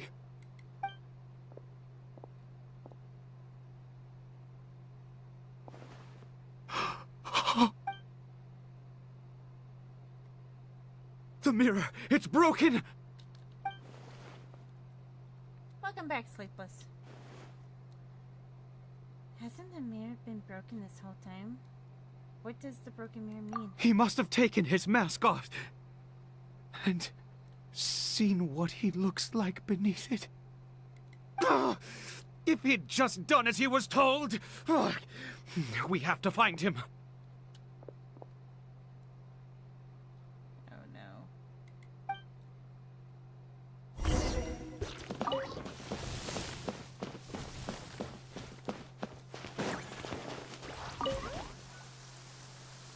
It's his scarf. He dropped it. Looks like we're going the right way. Come on. You'll see. Everything will make sense in a little bit. Kari Bear! Kari Bear! Where are you?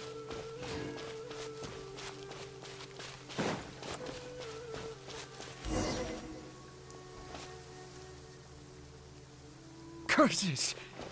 Forest rangers. Hey! Who are you?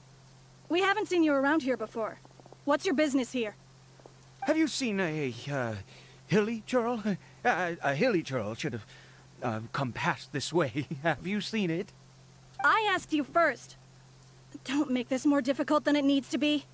I said, have you seen a hilly churl? Hey, whoa. Look, sir, there's no need to get so worked up. There are hilly churls everywhere. What's the big deal? We see plenty of them out here. Exactly. Matter of fact, we just took out a few of them back there. Those dumb boneheads.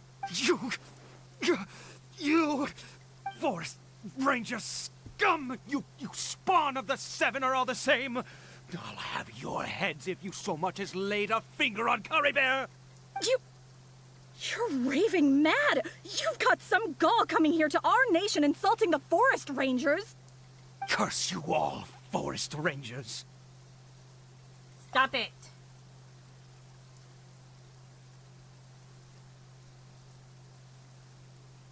I don't get it. Why make such a huge fuss over a few hilly churls? Makes no sense. Welcome in, S&M. He'd only just regained his mind. How could you do this to him? So tell me, Forest Rangers, did you really spare none of them? Did you really take out every last hilly churl you saw? Jeez, you're really not gonna let this go. Fine, you weirdo.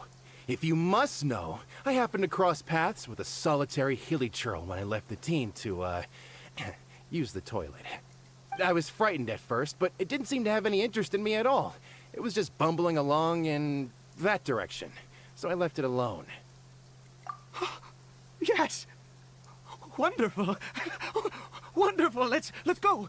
We have to find him! Wait, you're leaving? Not even a thanks for the info, goodbye? Thanks, bye.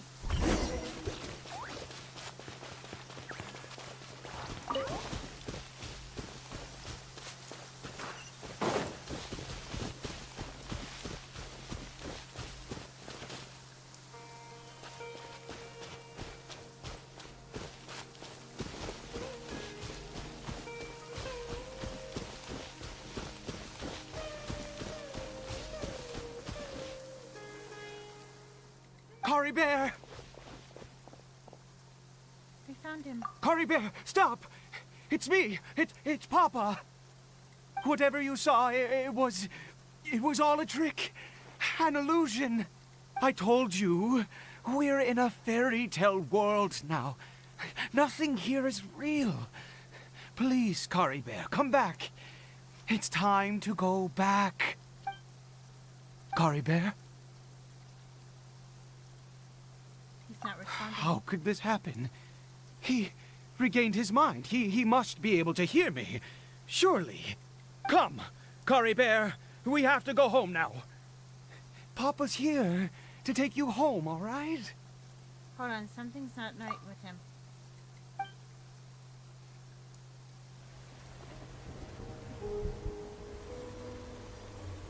Papa?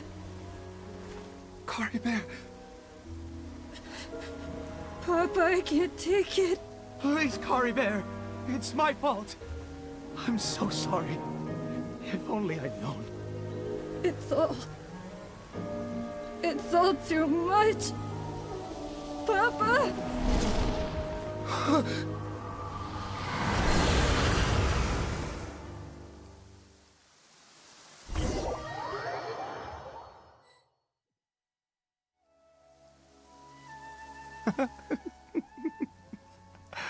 I see. I understand now. Finally, it all makes sense.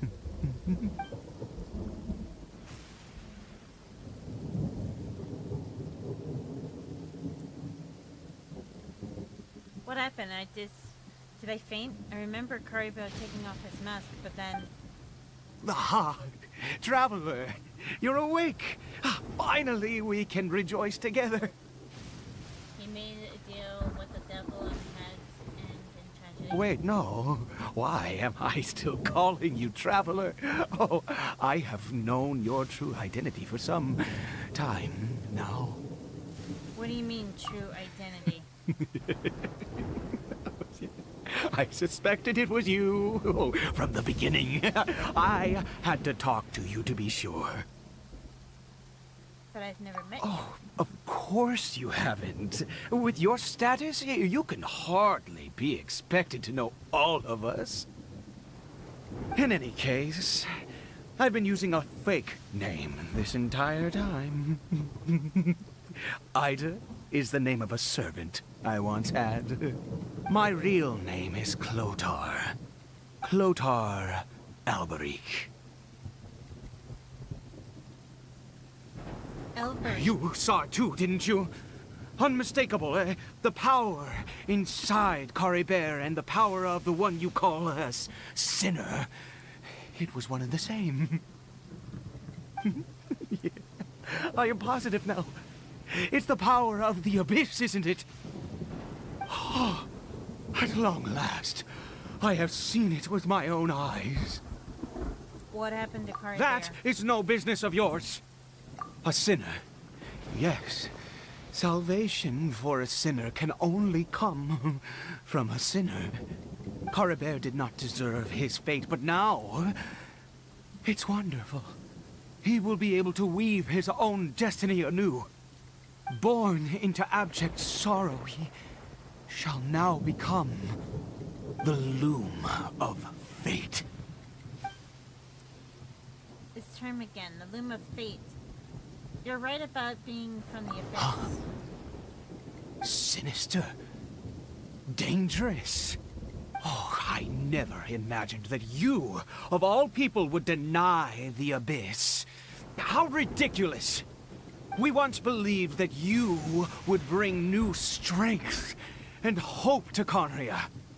To us, you were the abyss. A wondrous mystery far beyond our imagination and comprehension. And the one who controls the abyss can control everything. We yearned for that future. We looked to you to take us there. But what did you bring us instead? Oh, Prince of Conria.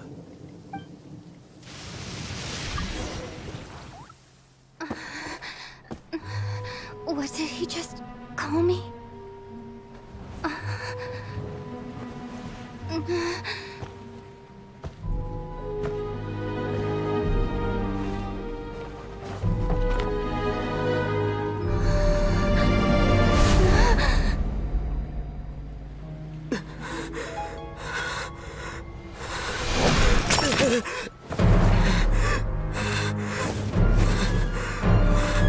Traveler!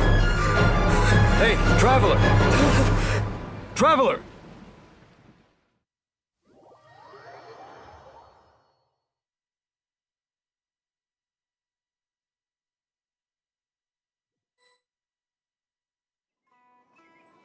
You're awake! Oh, thank goodness you're awake! Paimon was worried sick! Traveler? Traveler? What happened while you were unconscious? I checked the ley lines nearby. It appears that the Abyss tampered with them, and they've been in turmoil ever since.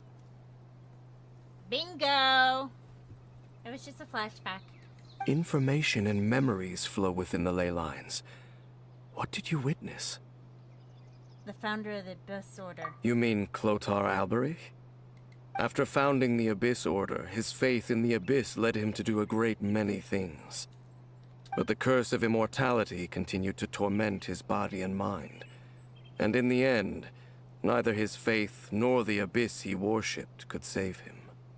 After 100 years, he lost his mind completely and was never seen again. Yet his dark legacy lived on. The defiled statue that we encountered previously was just one perverse product of his use of abyssal power during his life. Despite that. You could say that. He wouldn't be the Abyss Order's prince otherwise. Are you alright? You have a troubled look on your face. What happened? I have a story to tell you. Your words send Dainsleif into a deep thought. So you saw his memories from centuries ago through your own eyes. It all but defies belief. Still, as I'd suspected, Excuse me. the notion of the loom of fate did indeed rear its head during that time. Listen, kids, it's never wish for eternal life. You discover infinity goes mad. Yep. And I am not to blame for it at all. And it seems closely connected to Clotar Alberich's son, Caribert, and what happened to him. And yet your brother never breathed a word of this incident to me. I wonder, was that the moment that he decided to go down this path? I also thought he... No. But one thing is clear. Indeed. Clearly, this series of events sparked a long period of deep contemplation. This was where it all began. Yeah, I almost forgot. What is it? I need to know what lies buried in The this field. field? What does that have to do with anything? You mean here? Well, let's start digging and see. After some time, you and Dainsleif discover something buried You in the scared the field. Duke out of Paimon! Did you rebury them yet? We're done. You can open your eyes A now. male and female skeleton, buried together. Interestingly, the male skeleton appears to have been interred much later, and it's holding a silk scarf in its hand. But what does this mean? And how did you know that there were bodies buried here? What? That's impossible. Unless Clotar Alberich finally found a way to rid himself of the curse. Perhaps he did. This all raises far too many questions. I need time to think, and to search my memories for some missing pieces. We should part ways here. Huh? You're just gonna leave? Why? You could come with us, you know. It's better that we split up for now. I think that he might have seen you. Who's he? The voice I heard inside my head. Yes. I have my suspicions as to his identity, but I need to confirm some other details before I can be sure. If the time is right, I will tell you when we next meet. But what do you mean that he saw the Traveler? How is that possible?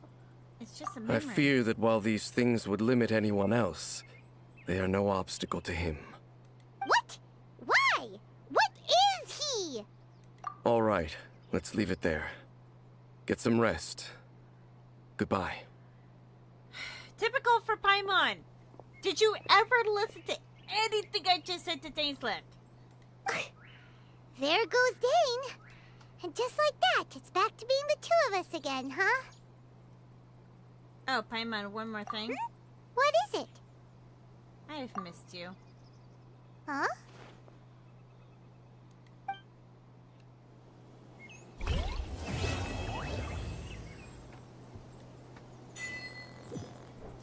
And that, ladies and gentlemen, is the end of our stream. But fear not. I shall be streaming again pretty soon.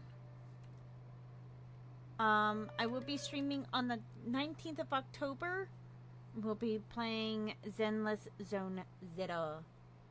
Thank you everyone for stopping by. Truly appreciate it all. Until next time. Bye bye. No. I'm sorry, Sleepless, and hello, Rolo. But it's the end of our stream.